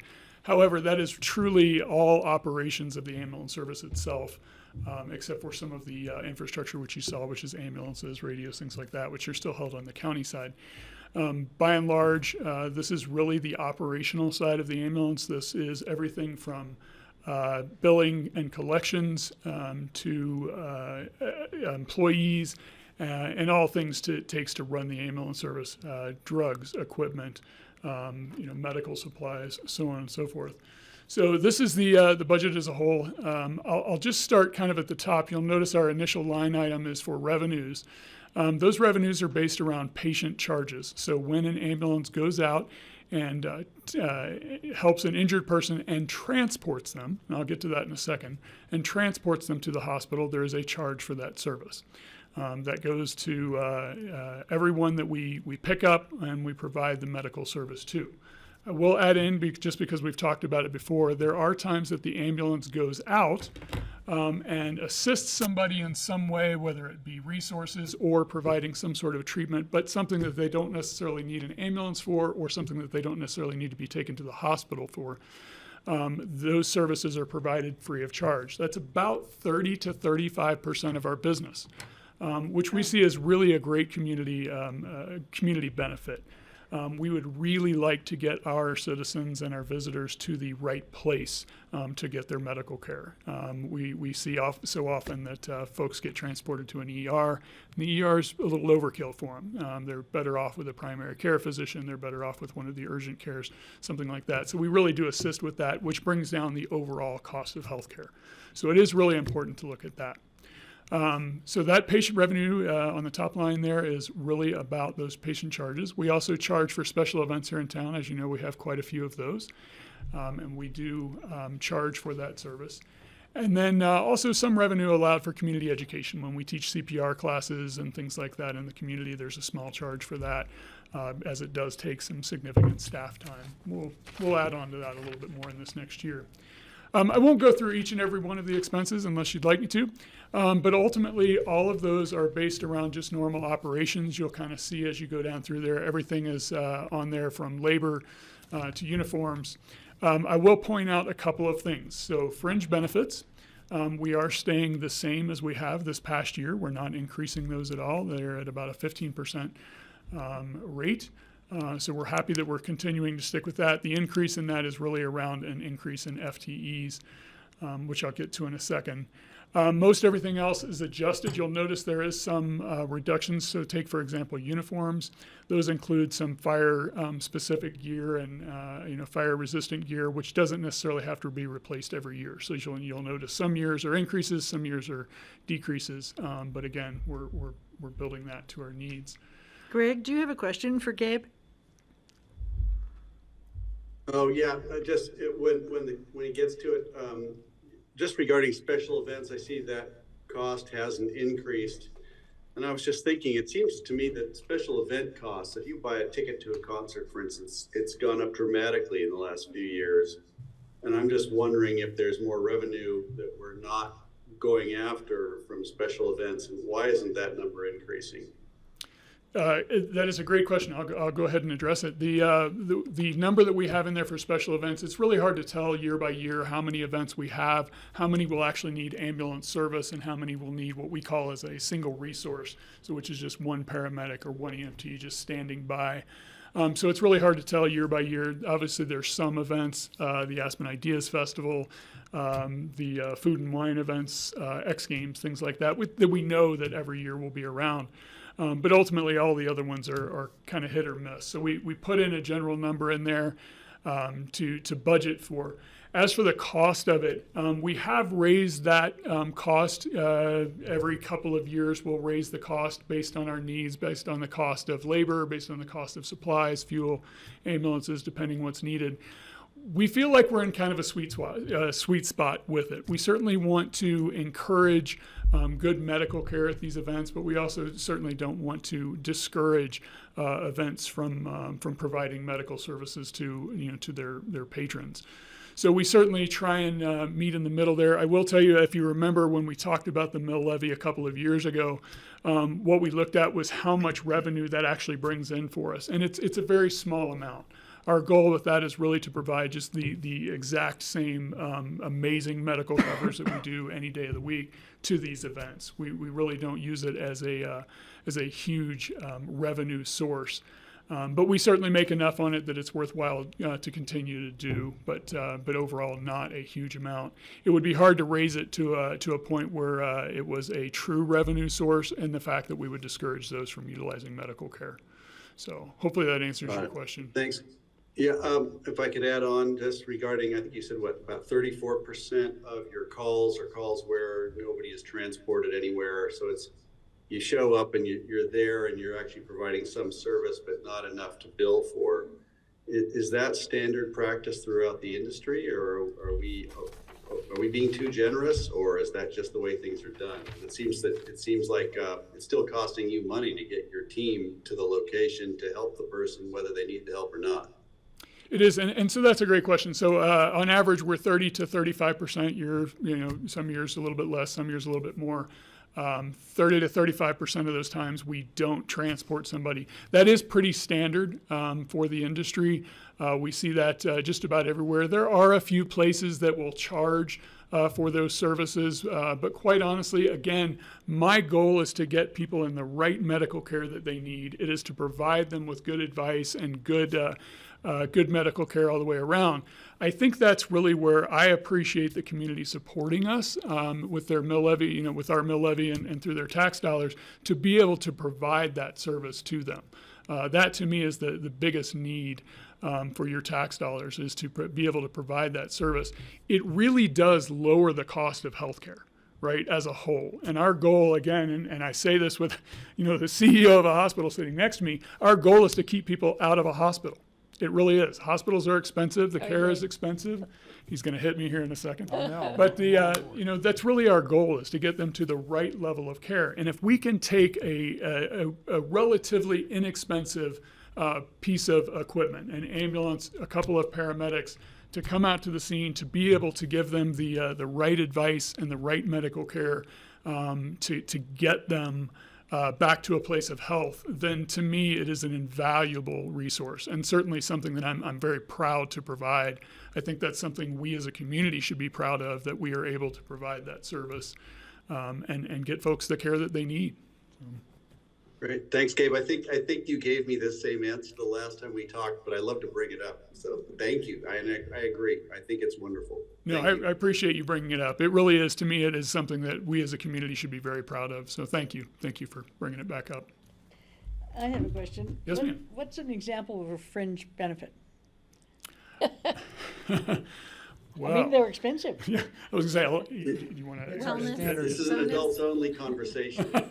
Yeah, it's just benefits. It's our standard benefits package that's offered to every staff member of Aspen Valley Hospital, and all of Gabe and his staff are staff members. So it's health benefits and retirement. Well, when it says fringe benefits, I'm picturing it has a special baseball caps, trips to the Bahamas, tickets to go see, the Rockies, that kind of stuff. Yeah, there's nothing fringe about it. It really is just our standard benefits. And as Gabe said, it's allocated on a 15% of total wage basis that we do for all of our departments. So it's really an allocation, because we don't track every individual paramedic and what their individual benefits cost. So it's an allocation.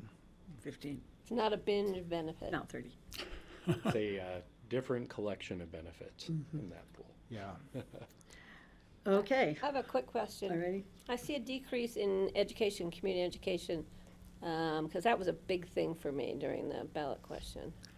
Thank you for asking. That's actually the next point I was getting to. You'll notice there is a decrease in both community education and continuing education, right? But what that is that is a decrease in the total amount in that line item for us. But where it has been collected instead is if you notice, there is an increase in FTEs. And what that is when our staff goes and provides community education, ultimately what that cost was sending somebody out, right? So we have not increased our FTEs. We are just reallocating those funds to the time that it takes an individual to do it. Same way with our continuing education. Most people don't realize that a paramedic has many hours along the lines of about 100 hours of education a year that we put each one of our paramedics through. And to put them through all that education, it means that we have to backfill them on the ambulance. So we're not increasing our actual number of staff. It's just reallocating those funds into hours, personnel hours is really what that is. So we did increase only by 1 FTE this year, which was budgeted in part of our 10-year strategic plan. To increase this year, and that goes mainly towards backfilling those hours for education and community education, but also goes with increasing our staff just a little bit to handle our sick call. So we are not an agency that you can work remotely. It just doesn't work. One of the things that we found is that certainly anytime our staff is ill at all, we pull them immediately off the ambulance, right? We want to make sure that if we are providing health care to somebody, that we aren't giving them something. So we have a very, very heightened sense of safety when it comes to health needs. So we'll pull our staff off pretty readily, and because of that, we had to have the ability to upstaff a little bit, or to backfill those positions. I'm sure most businesses feel that right now, but certainly we want to take health to a higher level, knowing that the people that we're coming in contact with are generally immunosuppressed or have a danger of being more ill if we give them something. So we want to make sure we take care of that really well. And we also want to make sure staff has time to take vacation, because it's a high stress job. It is, and thank you for recognizing that. I certainly, we have the most amazing staff here. I can't say it I know, enough. I've dealt with them a lot. Yes. But we certainly want to appreciate them in that way. Thank you. Absolutely. Thank you. I'm wondering how you estimate what your bad debt is going to be in the next year. You bet. I'll let Dave. Yeah, that's the finance department that provides that estimate, and it is based on our total revenues for the hospital. So there we have a view into our total population that we bill and collect for. I do want to just make a comment about that it is increasing, as you'll see, and it is increasing for the hospital as well as uncompensated care, because with the end of the public health emergency in May, Medicaid, you've probably heard a lot about this, is going through a redetermination process because they had kept all Medicaid enrollees on during the public health emergency, and once it ended, they're now redetermining if they're still eligible. And so as many as 30%, 33%, the number seems to keep rising, as John and I have heard on numerous forums, in the state are going to become ineligible for Medicaid. And many of those will not be picked up or won't find their own insurance through the exchange, Connect for Health Colorado or anywhere else. And so healthcare providers like hospitals and ambulances have to plan on having a higher percentage of our patients be uninsured. And so both are, as I mentioned, the uncompensated care as well as bad debt will rise. I'll take that opportunity then, Gabe, if it's okay, to comment on that terrible line up there, revenue deductions. It's the scourge of our industry. Unlike most any other business, we don't know what we're going to collect whenever we provide a service and apply a charge. It depends on the contract, on the payer, whether or not they're uncompensated. Did I say it earlier, uncompensated? Uninsured is really what would be is a better way to say it. We are uncompensated. It's uncompensated care that we're providing. They're uninsured. You need more of those fringe benefits. Yeah, right. So you'll see that is eating up. Gabe is anticipating a 12% increase in total revenue as a function of volumes and activities and some price increase, but we're more than offsetting that with what we're not going to collect. So that's going up 40%. So the net is really a 5% decrease in total operating revenues. And that is related to that combination of uninsured individuals where we are providing uncompensated care, as well as what we call our payer mix. And that is Medicare is a terrible payer. It doesn't cover the costs of providing services. We're a slightly different conversation as our hospital because we get paid exactly our costs and no more by Medicare, but not for the ambulance. And more and more individuals or patients, community members are becoming Medicare eligible. So it doesn't matter who they are, how much money they have, they're now covered by Medicare.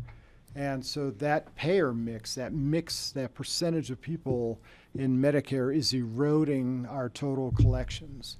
So a combination of all of those is the reason why you can see that revenue deductions has more than consumed the additional revenues that Gabe otherwise budgeted. I want to make sure I understand that. So what you're saying is that the revenue deductions reflect the difference in your costs, between the difference in your cost and what Medicare pays you for those whatever generated those costs. Very close. You've got the right idea. Rather than costs, I'll substitute the word charges. So what we charge, which is a cost to the patient, and not just Medicare, but all sources of payers. So there's commercial payers in there, and there's Medicare, Medicaid, and uncompensated care or uninsured patients. Yeah, I get so the that uninsured part, combination of all those is exactly what you described. And so what's the difference between that and bad debt? So bad debt are just bills that didn't get paid at all. Bad debt is where we believe a patient can and should pay their out-of-pocket costs and don't. And so there's charitable, as we determine right up front. They're uninsured. They don't have financial means. So we're just going to apply it right away to charitable care for which we're not going to be compensated. It's a percentage of federal poverty. We usually use the federal poverty level guidelines to determine that.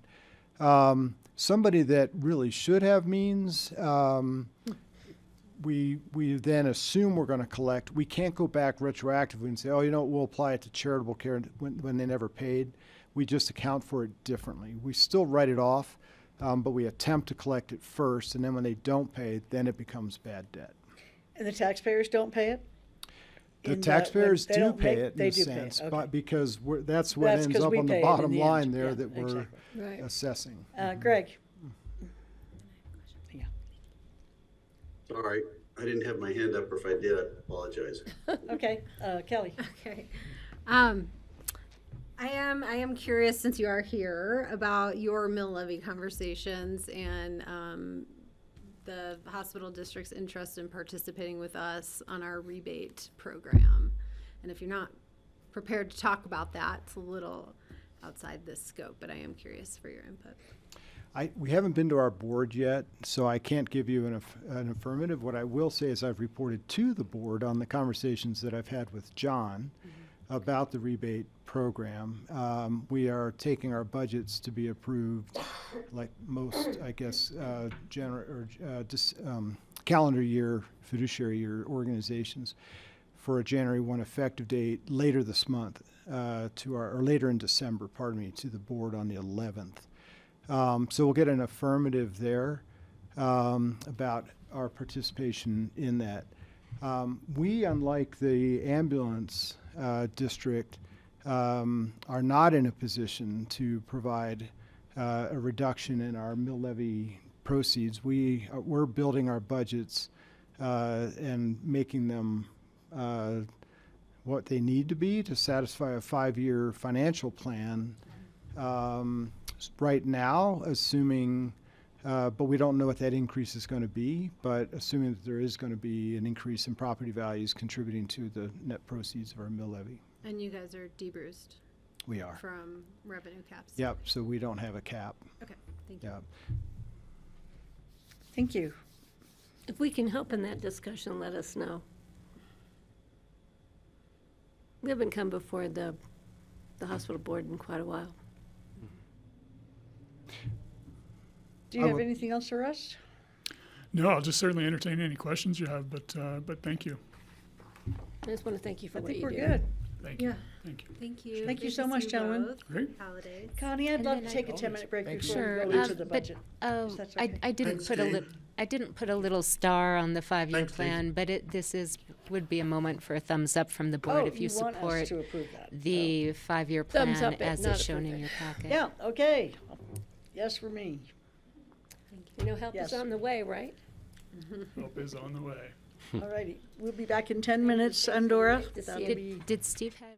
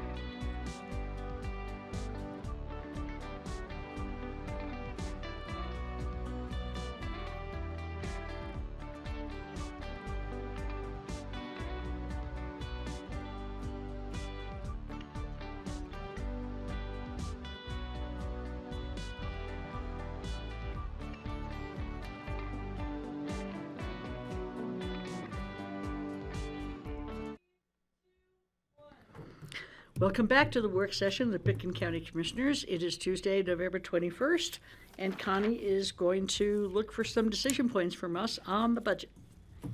Okay, good afternoon again. I'll pull up the presentation. God, I lost it. Where is it? Okay, so we are wrapping up the 2024 budget process and getting down to a few items that the board had other questions on or didn't have time to really make a decision on during the original budget presentation. So we've got a couple of those follow-up items in today's presentation.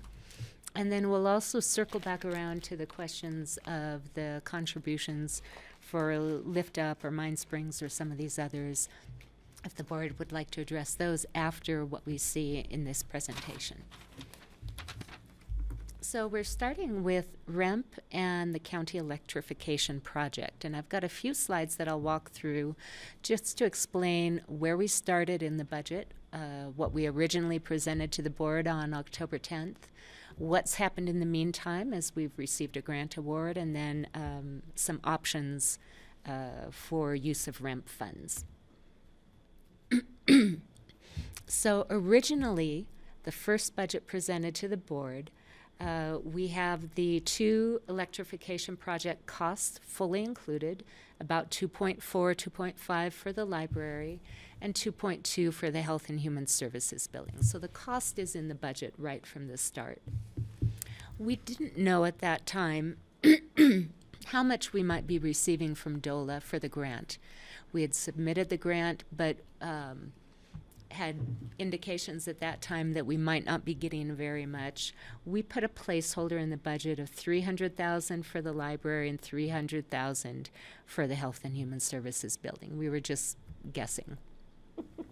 Then we also included contributions from the REMP fund, $500,000 for each project. So that obviously between the $300,000 and the $500,000 doesn't come very close to covering the cost.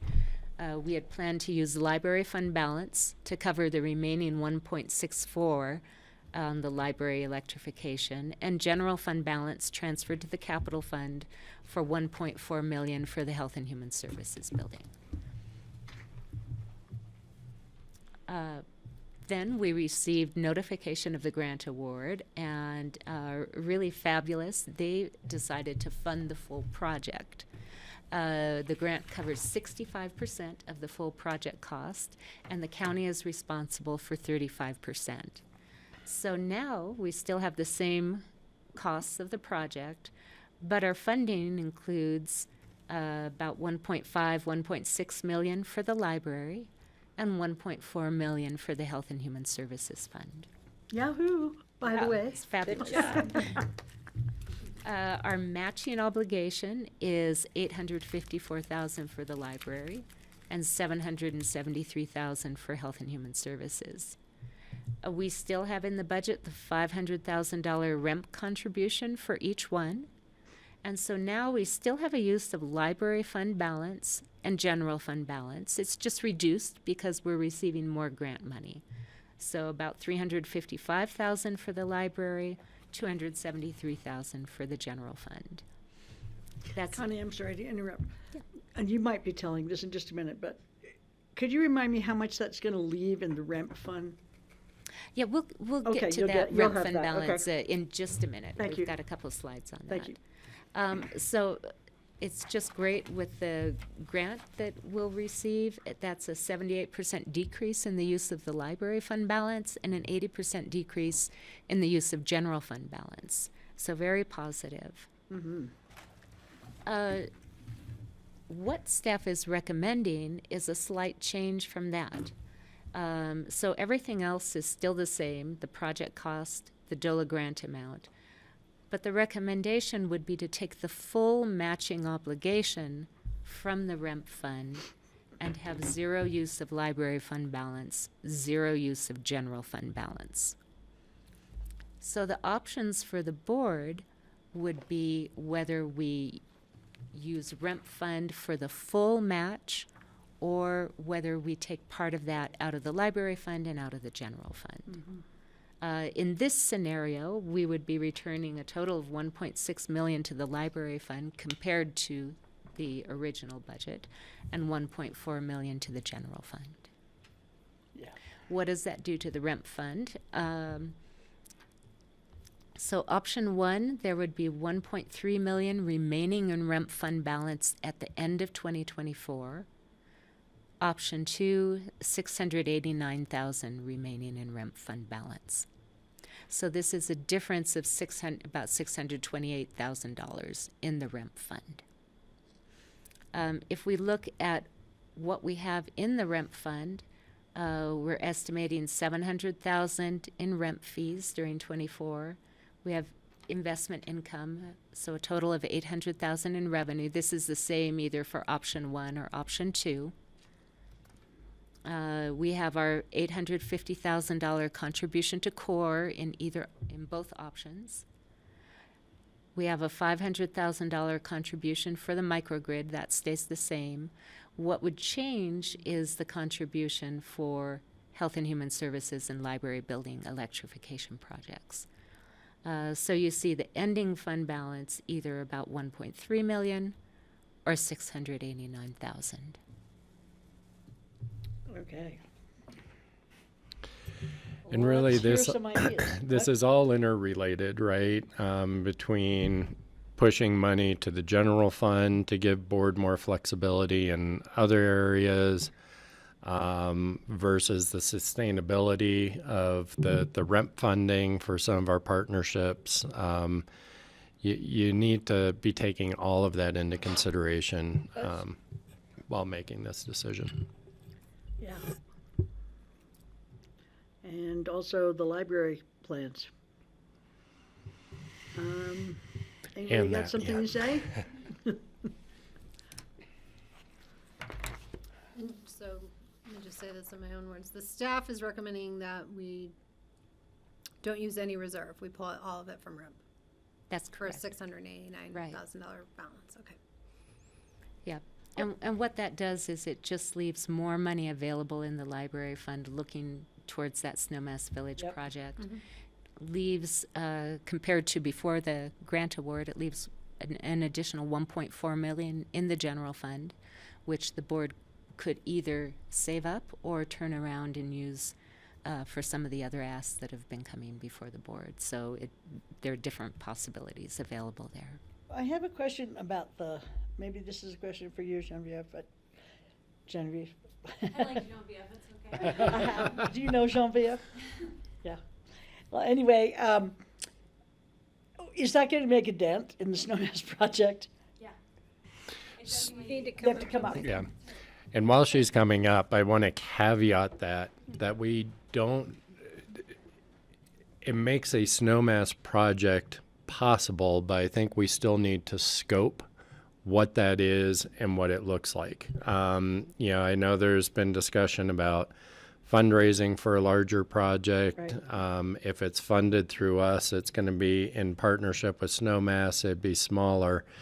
But I think what it does, sorry to put words in your mouth, Genevieve, but what it does is it keeps the possibility alive of us expanding services at some scope that we'd need to bring back to you. Yeah, I could see that. I was just That wondering. conversation again. Yeah. I was just wondering, is this a substantial change in looking at Yes. Snowmass possibility, or is it just a drop in the bucket? Well, before this, things were pretty much on hold, and now with this possibility, we can start talking about it again.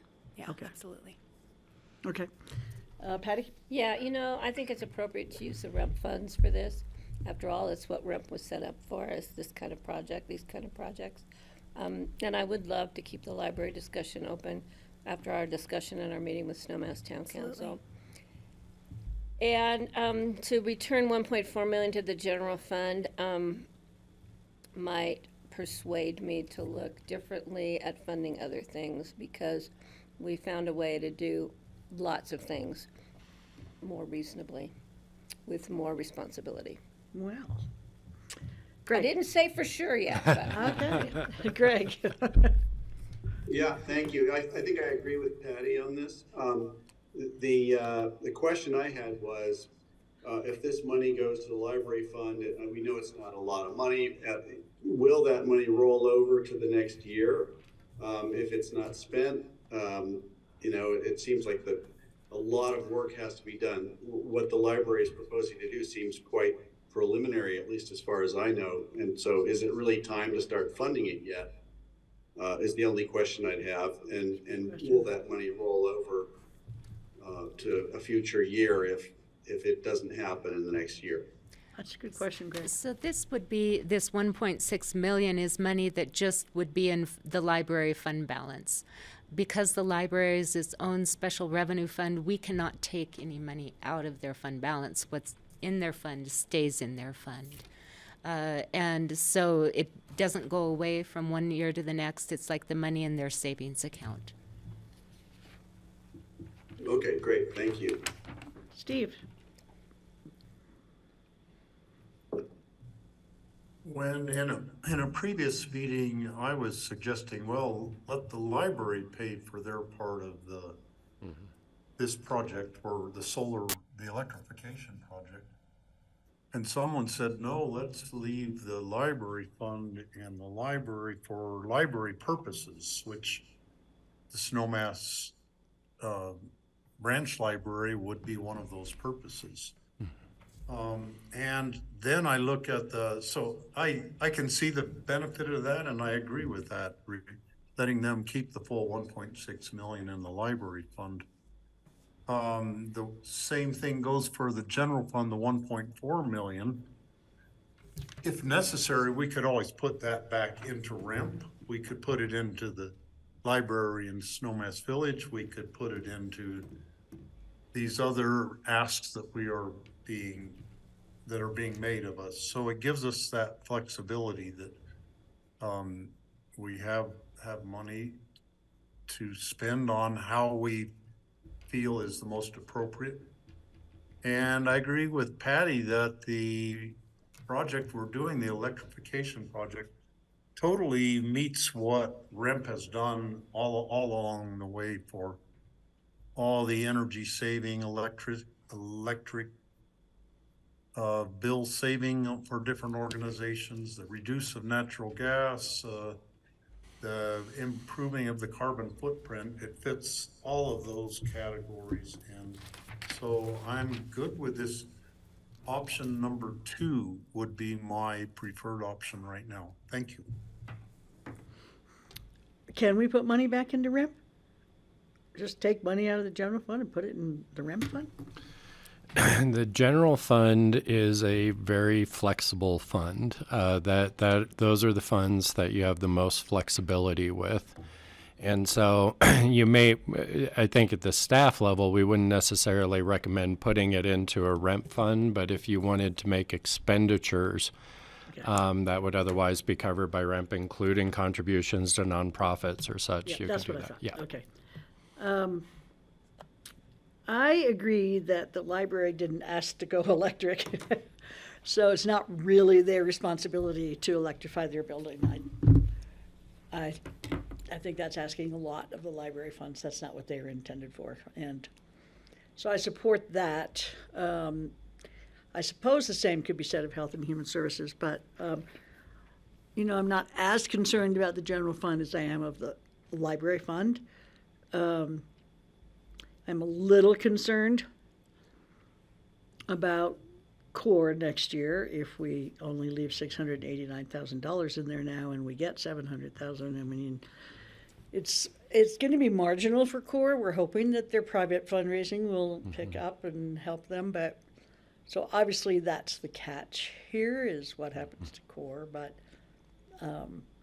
so definitely. I'm in favor of not having the library fund pay into this project. I'm still on the fence about the Health and Human Services building. Craig, did you have more comments, or is that a leftover hand? It's funny, it says it's down on my end. So, oh, really? No comments. I'm comfortable with option 2. How about you, Kelly? Yeah, I'm comfortable with option 2. it leaves the budget the reserve and ramp a little tenuous, but I feel like we have some options on how we might deal with that next year. And I'm glad that we're not in a position to have to sort of choose funding for core over funding for our projects at this point. So I'm okay to move this forward. All right, let's go with option 2. Okay, thank you. Thanks, Genevieve. Thanks for coming in. What did you call her I'm first? sure Genevieve. It's the French That's a Genevieve. beautiful I have a name. friend named Genevieve. That's a beautiful name. We're going to call you Jean-Vive. We're changing your name too. We just nodded in approval of that. Thank you, ladies. Thank you. So moving on to the next subject, the November 14th budget meeting, when we discussed employee benefits and the health insurance fund, Kelly raised the question of should we be increasing the county's contribution to health savings accounts for employees? Right now, the county already offers a very generous contribution, about twice as much as the city of Aspen does for their employees, and there are many employers that don't offer any contribution at all from the employer. So we have a generous benefit, which is why we have not raised it since we initially instituted it. But since it was asked, we're bringing back information and some possibilities here in this presentation. So just some background data to begin. What are the changes between 2023 and 2024? For the out-of-pocket maximum on our health insurance, there's no change. It stays at $4,500 for an employee only, or employee with dependents, it's $6,850. So there's no change in that. What the IRS is changing, and I believe that our plan deductible is not our choice in raising the deductible, but because we're at the lowest level possible to still be within a health savings account, high deductible type of medical insurance plan. So in order to still fit in that category, we have to follow the IRS limits. The deductible for an employee only is changing from $1,500 to $1,600, so that's a $100 increase per year. For employee plus dependents, it's going from $3,000 to $3,200, so $200 increase. The IRS has also increased what employees are able to contribute to their health insurance plans, and they did a larger increase than normal between 2023 and 2024, going up $300 for employee only and $550 for employee plus dependents. What employees contribute to their HSA plan, whether they choose to contribute that full amount or not, is really an employee decision or choice according to their own medical needs or how they're using their account. But what hits employees more is that deductible. So that increase is something that employees will feel more. So the proposal, if the county commissioners would like to change our contribution to employee health insurance plans, would be to follow that deductible increase. So increasing from a contribution of $1,000 per year to $1,100 for employee only. Employee plus spouse and employee plus children we've been at $1,680. That would go up to $1,880. And then employee plus family would go from $1,872 to $2,072. So in this way, there would really be almost as if there were no change in the deductible for the employees, because the county would be making up that difference. And it would cost us about $600,000. No, our contribution. The total cost of the county is not that big. It's more in the line of $50,000. To the county? Yes. That's per year, not a month, in front of you. Okay. I see no reason why not to support this. Kelly, it was a great idea to bring it forward. Well, I get, and I was thinking about this a little bit differently, so I appreciate this. I was thinking more of the benefits cost increase, when I was thinking about this, but this makes sense to think about it this way. Do we know what those are for? Oh, were you thinking the 5% increase? Yeah, like I was like, oh, is there a way to missed sort that, of, yeah. I don't know, neutralize that, because we're giving a raise and then we're taking more out of your paycheck. Like, is there a way to neutralize We already that? have, really, because our consultants recommended a 24% increase. Uh-huh. The county is increasing our own share by 10%. So we've really minimized that employee increase to the smallest amount possible while still putting an increase. But if you look back historically, we're really only going back to the same level that employees were contributing about 7 years ago, which is unheard of for health insurance plans. So we feel like it's an increase, and employees should know that medical costs are increasing. Sure, yeah. And it's normal to have some kind of increase on a year-to-year basis. The county has done everything possible to hold that back, but occasionally it is necessary. Well, I'm interested what other people think. Yeah, I thought it was a more significant hit for the county. And I wasn't going to support it because we're already, as you mentioned, incredibly generous. And we're taking the hit for the increase in the premiums, or they have a small hit, but not as much as the county. But if it's only $50,000 and it affects almost all the employees, that's a different thing. How about you gentlemen online? Do you have anything to say about this? I support it. I appreciate your brevity. What'd you say, Steve? I support it also. Okay. Kelly? It was taking me a little bit to figure out the math on it, but Yeah, can I was see only that off now. by a factor of 12. You teach math? Well, like John said, I was thinking it was by the month. Yeah, I figured that out pretty quick. It looks like we're going to do it. Okay. Thanks, Connie. So next steps, the first reading of the budget resolution. A lot of what's in this presentation has changed since it was submitted because we had a special state legislative session.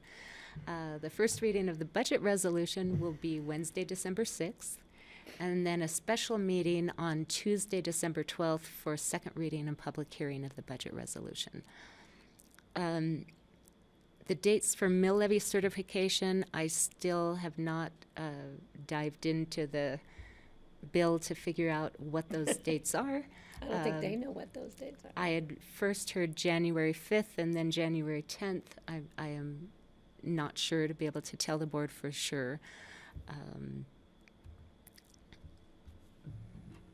But there are a few points in regards to mill levies that we just wanted to make sure that the board was aware of, in that we can't really calculate mill levy credits and final amounts until we receive that certification of values from the assessor. We'll receive that after we've adopted the budget. So our budget will need to be based on the revenue amounts that the board would like to collect for the ambulance fund and the open space and trails fund. The others are already restricted by TABOR and by statutory limits. So the budget would be approved on December 12th. Discussions on mill levy credits should really focus on that revenue amount that should be collected, because the credit and the mill levy amount is going to fluctuate a little bit depending on that certification of values.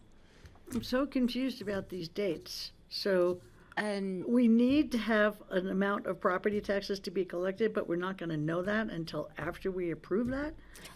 Well, no, so it Yeah, looks, kind of like that. well, yeah, it's kind of confusing. We'll have to adopt our budget not knowing for sure the exact amount.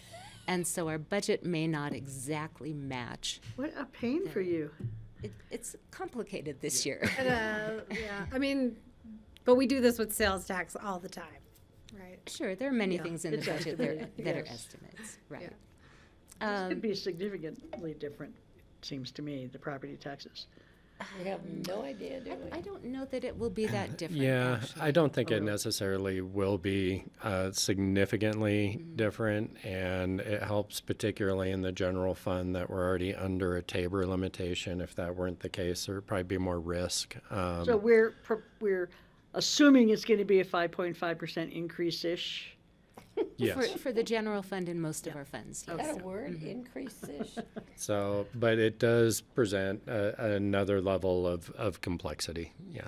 Taking into consideration the possibility of a $55,000 reduction off of everybody's property tax? Well, there's not. No, not everybody's. So what it is a change in the assessment rate, Right. and then Right, a reduction in value of 55, and I think that's off of market, not assessed value. Right, that's what I'm saying, so. Which will make, A difference, relative but- to the real estate values here, it may not make as big an impact in other jurisdictions. It will. And it's only for residential. And only Right, for right. residential, yeah. It's pretty small for this area. Okay, so let's So- go back to the third. So mill levy certification they accomplish, will most likely need to be done with an emergency resolution. Yeah. If we receive the certification of values December 29th, and that's right in the middle of the holidays, and then we have to have it approved by either, Fifth or- hopefully it's yeah. the 10th, that will give a little bit more time to have everything calculated. But it will most likely need to be an emergency resolution because there wouldn't be time to have first and second reading before the January 10th. Okay. So that's what we're anticipating. We'll let the board know when we actually find out the dates for sure. Yeah, let And, us know. So that's all I have in this presentation, but I think John wanted to circle back to some of the earlier discussions. Yeah, and I appreciate that the board deferred that, because I think you needed to understand the fund balance implications of these decisions before considering the other. But we do have the requests. I think Mine Springs, we're going to wait on and see how those conversations evolve. There may not even be a new request. It may fit within existing partner funding. We'll see. That'd be awesome. The other is the EPIC request, which I actually was not here for on that one. But my understanding is they have a 2-year. A $50,000. For 2, maybe 5 years. That's how this was stated. I don't No, it was. think so. I don't think it was 5 years.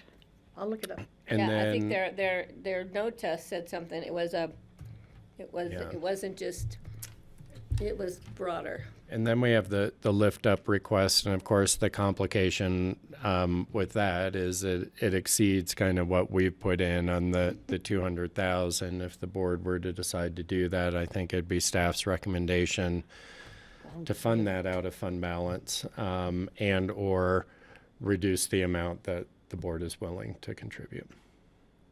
I'm looking at it a little bit differently now with the rest of this budget presentation. I still need more information. I need more of their financials and who they serve for all of these requests.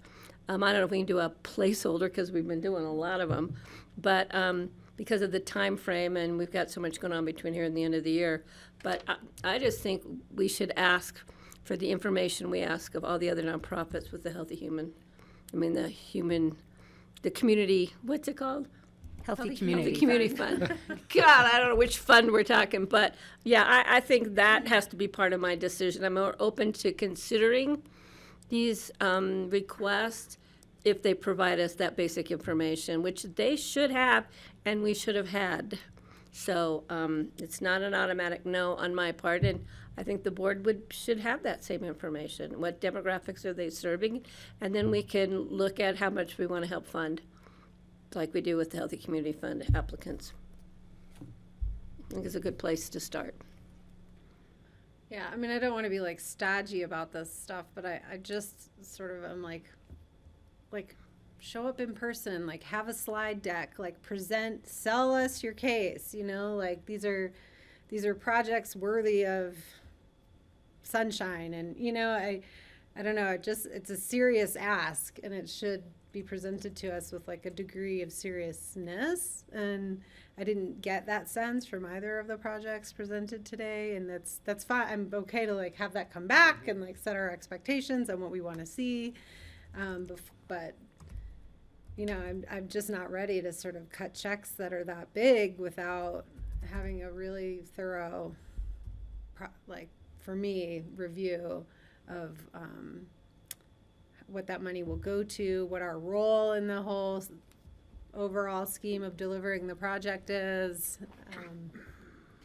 So those are just basic expectations I'd like to set. And I think we can be specific about the information based on the application that we request of the other nonprofits for their operating funds. We, you know, it's not like we're just, I think we can give them some kind of text as to what kind of information we want based on those other applications.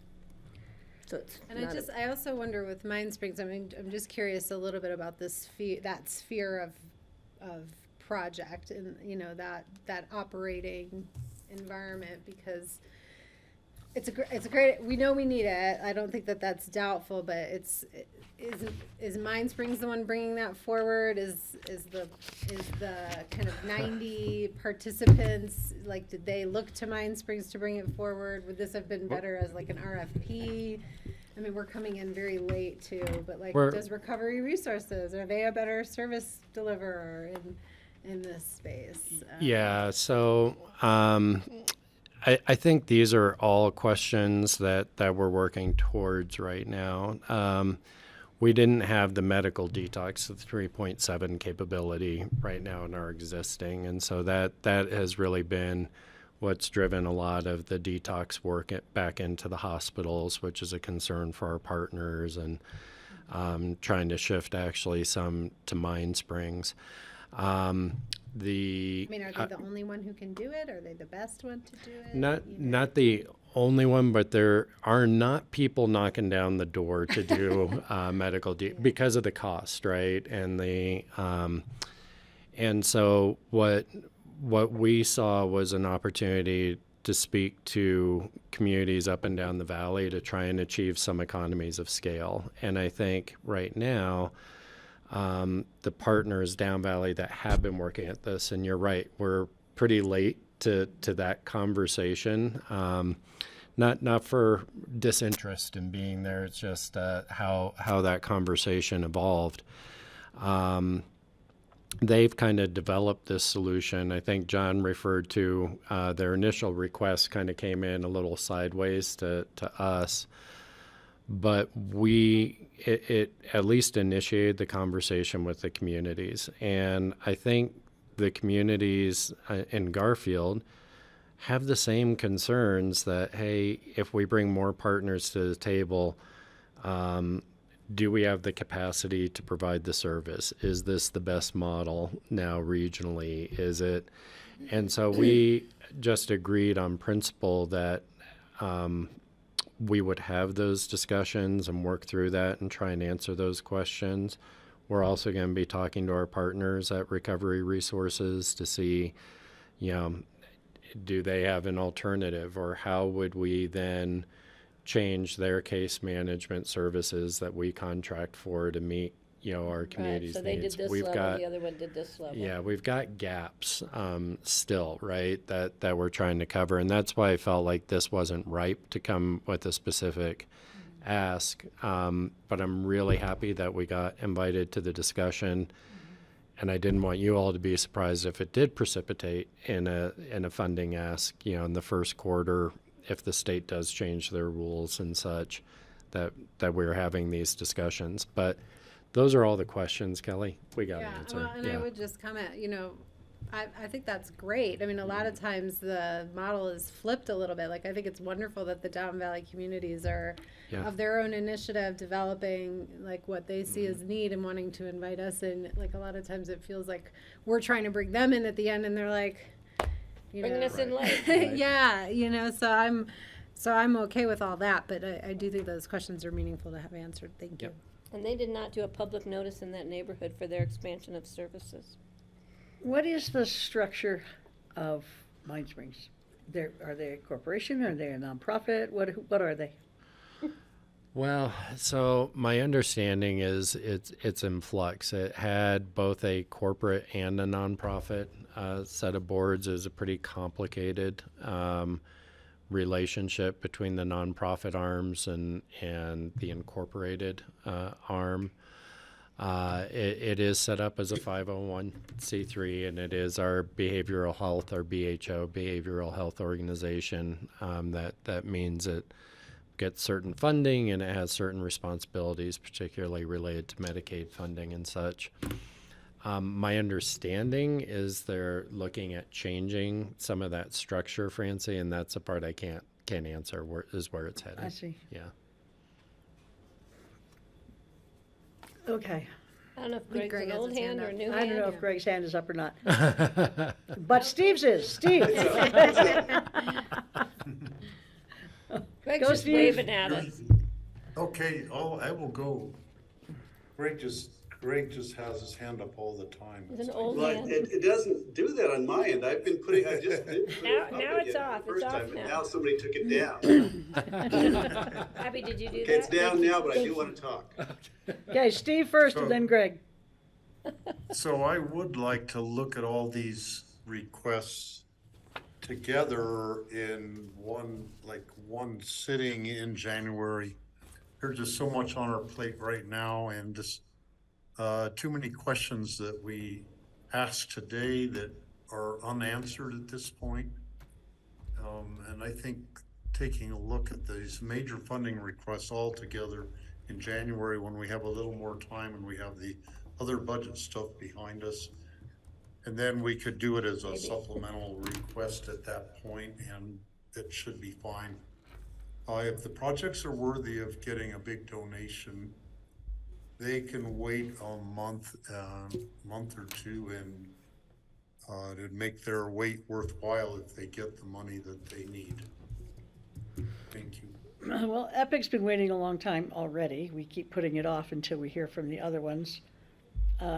They put in their request first, I think it was July, when Greg and I met with Mike in Carbondale, and then his father died and there was a delay there, and then he brought it back to us in September, and we've batted it back and forth. So I'd like to suggest that we give them the $50,000 for the first year, this year, and then we look at continuing gifts for them when we look at everything in January.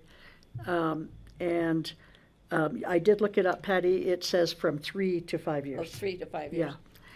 Yeah. Yeah. Which is a significant. It is, and we don't have to do that. We can just give them 50,000, and they have been pretty complete in what they've given us in terms of their numbers, their money, their participants, and who else has contributed.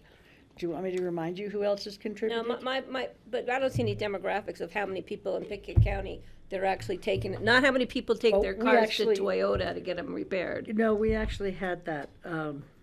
How many kids come from the Aspen High School and go to their program? I can't remember the number, but it's expanding. I'm not comfortable moving it forward until we have the full discussion.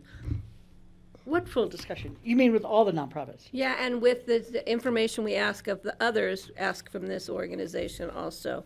And I know that you and Greg have been meeting with them for a while, but the rest of the board hasn't had that information for as long as you and Greg have had Well, it. he came here and gave a full presentation, I know. and he sent us all I was his- here, but all you his guys have stuff. been talking to him for longer than that.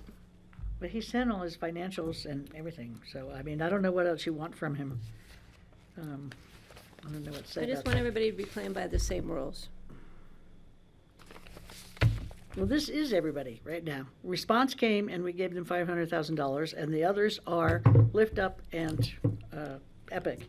And I don't know about what's gonna happen with Mine Springs. They say that they need to raise $500,000 to provide the full range of services. And they've successfully raised $420,000 and are trying to fill the gap. That was what they asked us by the end of September. That's what they asked us for then. They have $100,000 from Garfield. Anything Pitkin County pledges above $50,000, co-venture will match up to $25K. So, I'm not ready to move it forward. I know it's been you and Greg have been talking to them for some time, but I think we just need to have some guidelines for everybody to follow. Greg, do you have anything to contribute here? I appreciated what Steve's suggestion regarding, pushing this to January with a more formal list. The list of questions Kelly had, I thought were all valid and important. I want to thank her for asking them. And I think we should expect that, for a proposal of these size for this amount of money is something that should be more, more explicitly filled out and documented. And so I support that. And are you talking about lift up? Until January to do it. Talking about That's getting for more lift up. information? That's for lift up. And regarding Epic, honestly, he's come to us a few times. He's had his deadlines. I don't know where he is now. I haven't heard much at all from him. In fact, nothing from him beyond the last time he came to us. My guess is he can probably wait until January, but I don't know. I think he's expressing patience. That's why he hasn't come to us. Which is good. But I think also, I get where Patty's coming from. I would say, sure, it'd be great to give him $50,000, but once again, it's like, I'm a little nervous about it now, having everyone mention how important it is to have thorough documentation. He's going to have to be more patient, I think, for me. And so I support doing this in January. In general, I'm in supportive of everything I've heard today. It's just a matter of figuring out what we can actually afford to do.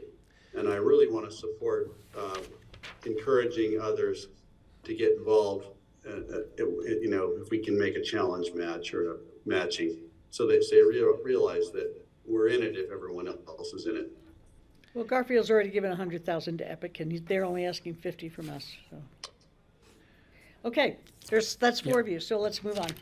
So, we're not going to talk about it until Francie, January. if maybe I'll make a suggestion that gives the board some flexibility in this January, perhaps given the number of requests that have come in at this point for next year.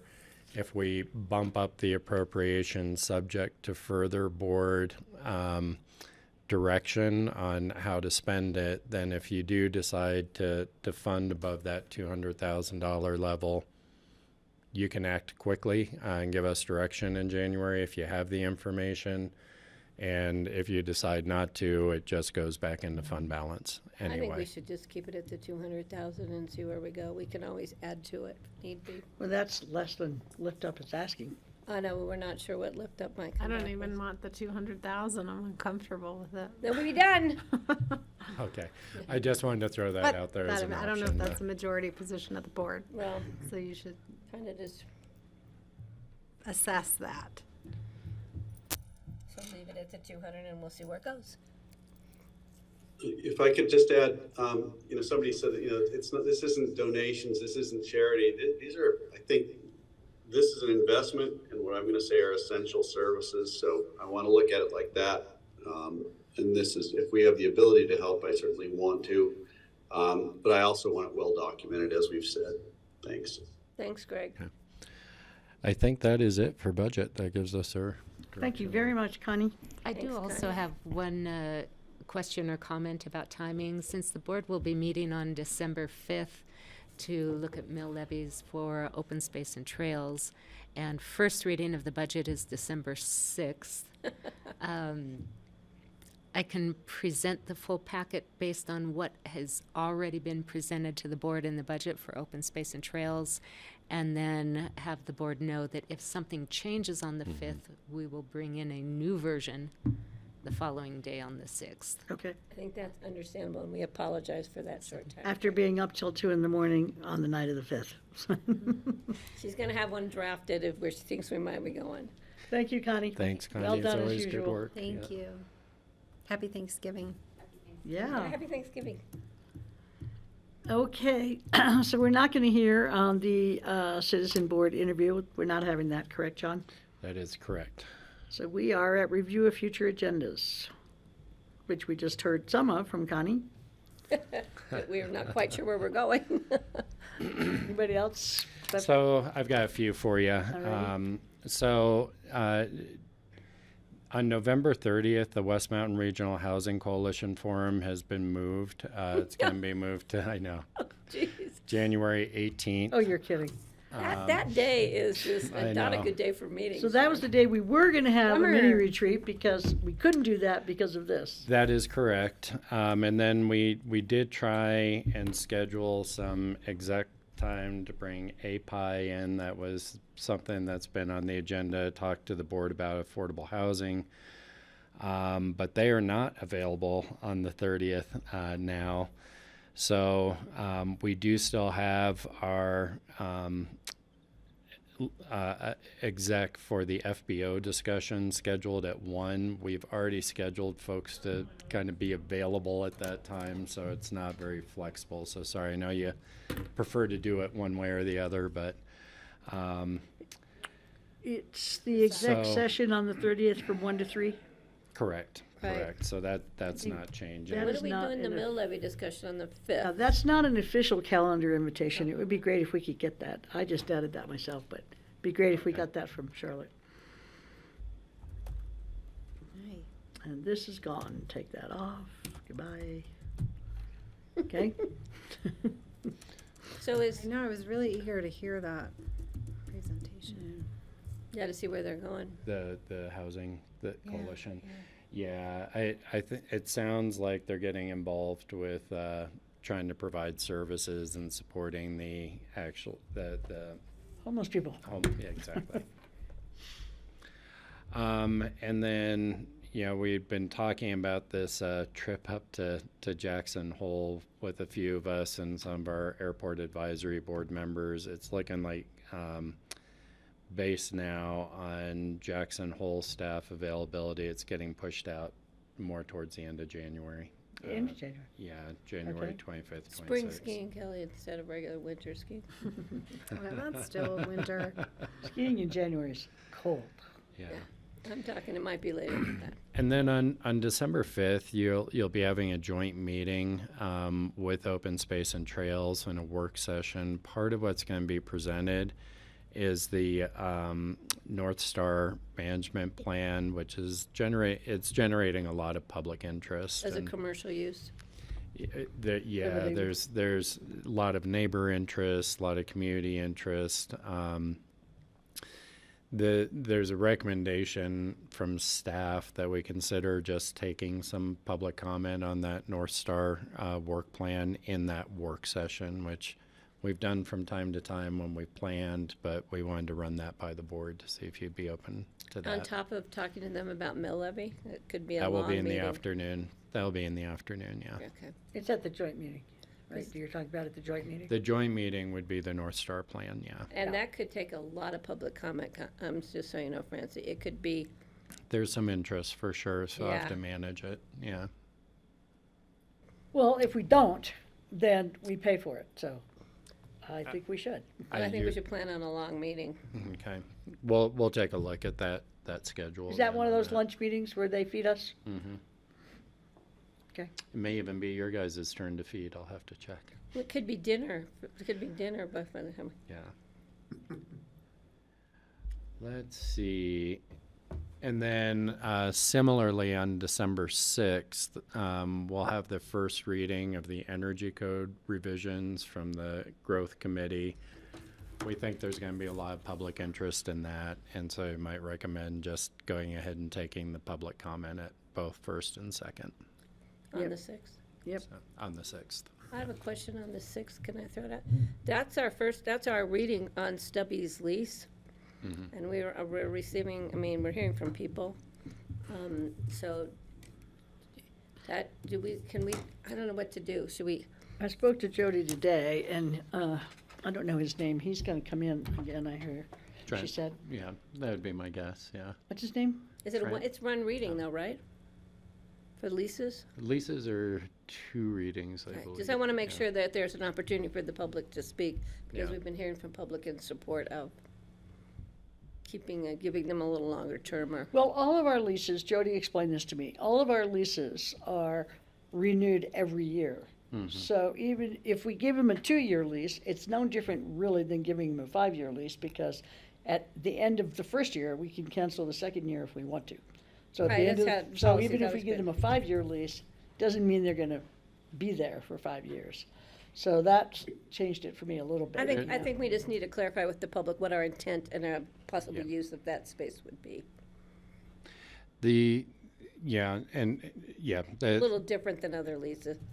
they're asking for changes, to prepare for sale of the business. We don't know for sure. Have they That's marketed? been what they've conveyed that to us, yeah. Because we didn't hear that when he came before us. No, we didn't, but they did tell John that.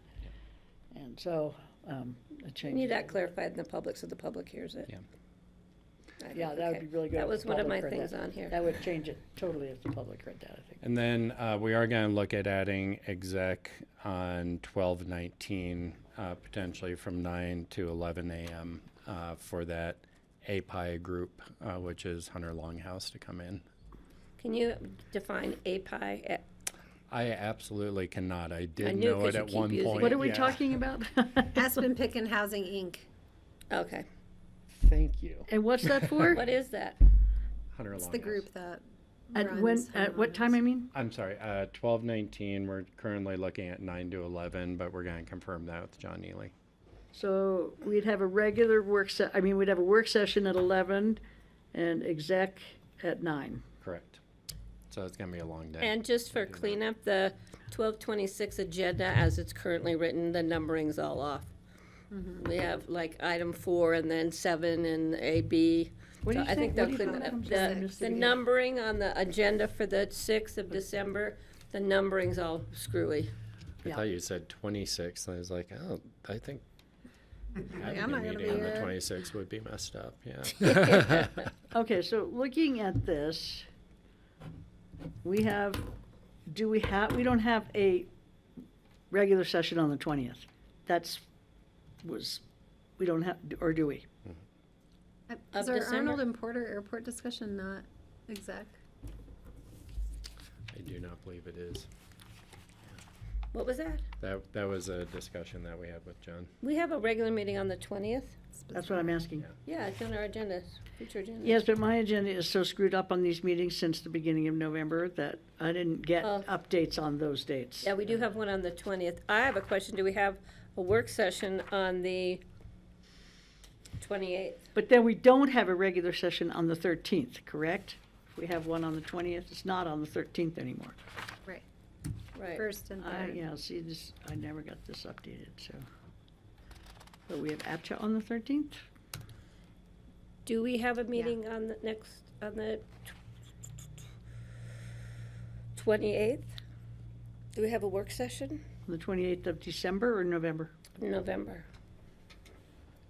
Doesn't look like it. I don't have one, but we'd No. only had 3 work sessions. I have it on don't- here.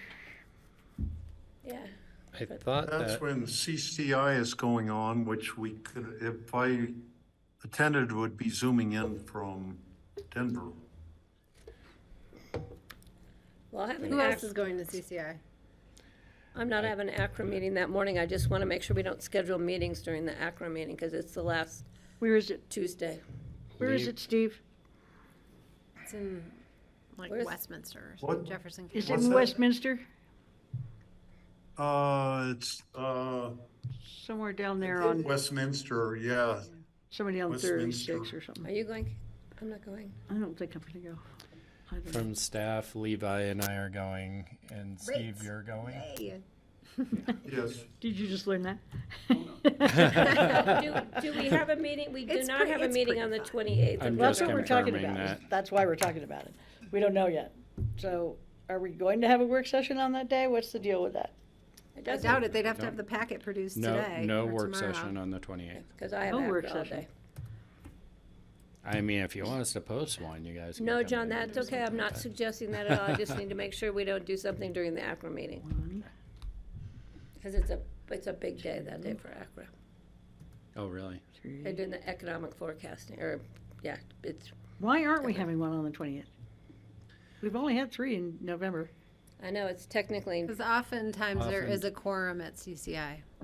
We've traditionally canceled during CCI winter conference. because So we've that the gotten two of into you can go. situations. Fabulous. Yeah. Which means maybe more of you should go. Yeah, maybe. I don't know about Steve going. Just There's a kidding. lot of germs flying around those CCI meetings. Okay, and then I would like to check the December I schedule was the again. only person in a mask like 2 summers ago. Good girl. It was like, where's Kelly? She's the What did you one wanna in a check on, mask. Francie? On the December, when we have meetings in Height of December. COVID, yeah. So we have the 19th and the 20th of December, correct? Mm-hmm. And then we have anything on the 26th? No. Then we're done until after the first of the year, right? Unless we have special meetings. And called. we're gonna have to watch and just make sure we understand all the legislative. But I think that's all gonna happen in January Yeah. with the mill levies. So But do I we have a I meeting on January for us on the 2nd? 2nd. No, We don't have a meeting on January 2nd? I don't believe we do. I thought we did. I don't know, my things only go till December 20th and then I'm Well, I have December 2nd on mine. I mean, January January. 2nd. But I Hold don't on, know. let me just see. I don't know what that really means, that it's on there. Means you're gonna be the only one in the room. It means that when Charlotte sent that thing, it populated the whole thing and didn't account for the changes in November and December, so I've had such a screwed up calendar. Kind of like when I first got the job. But you're here. I never even knew what I was doing. I may I'll have to come join back by to that. Zoom for these meetings in December right around the holidays because of childcare. And I'll let you know what my plans might be changed, so. Are you looking on January 2nd, John? Well, I'm texting Charlotte just to see The here. person who really knows. Like to go to the people that really know. Calendaring is not my strength. And we're doing the Aspen Sand photovoltaic thing twice on the same day, so we'll clean that up too. Can I take the portraits off my calendar? I Ask did say there was a general revolt against doing the. Oh, really? All right, I'm taking it off. Well, I haven't, I have to wait to see how the one that the Daily News comes across. Okay, so yes, we do currently have Hasn't that on the sent it to me yet. 2nd. Okay. And we are bringing the calendar for 2024 on the 21st. So if the board, though, does want to change that, I think We we can should, move if we have to maybe do some tax stuff on the 5th, mill levy stuff on the okay, 5th. we'll keep it on. I suspect it'll be a light day.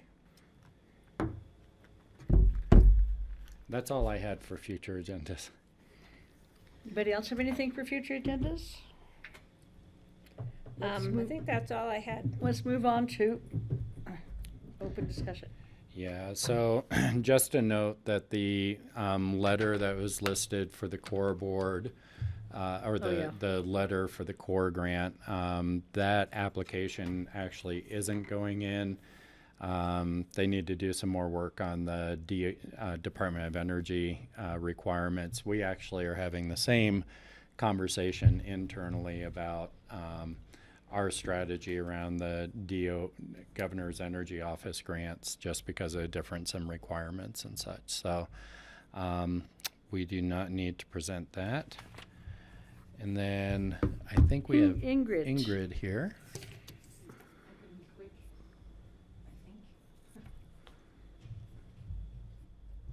I am here on behalf of the Motor Vehicle Department.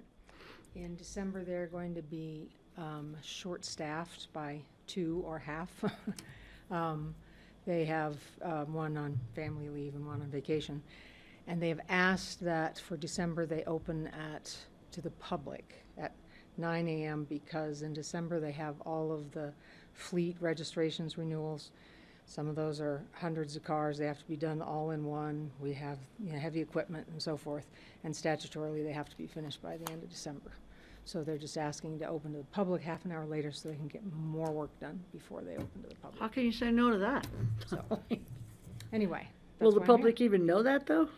Well, we'll make sure the public gets it out there because. Yeah, we'll put it out in the day of the holiday for Veterans Day, I was out here working on the pot I cannot tell you how many people came in trying to get in the locked doors to go to motor vehicles.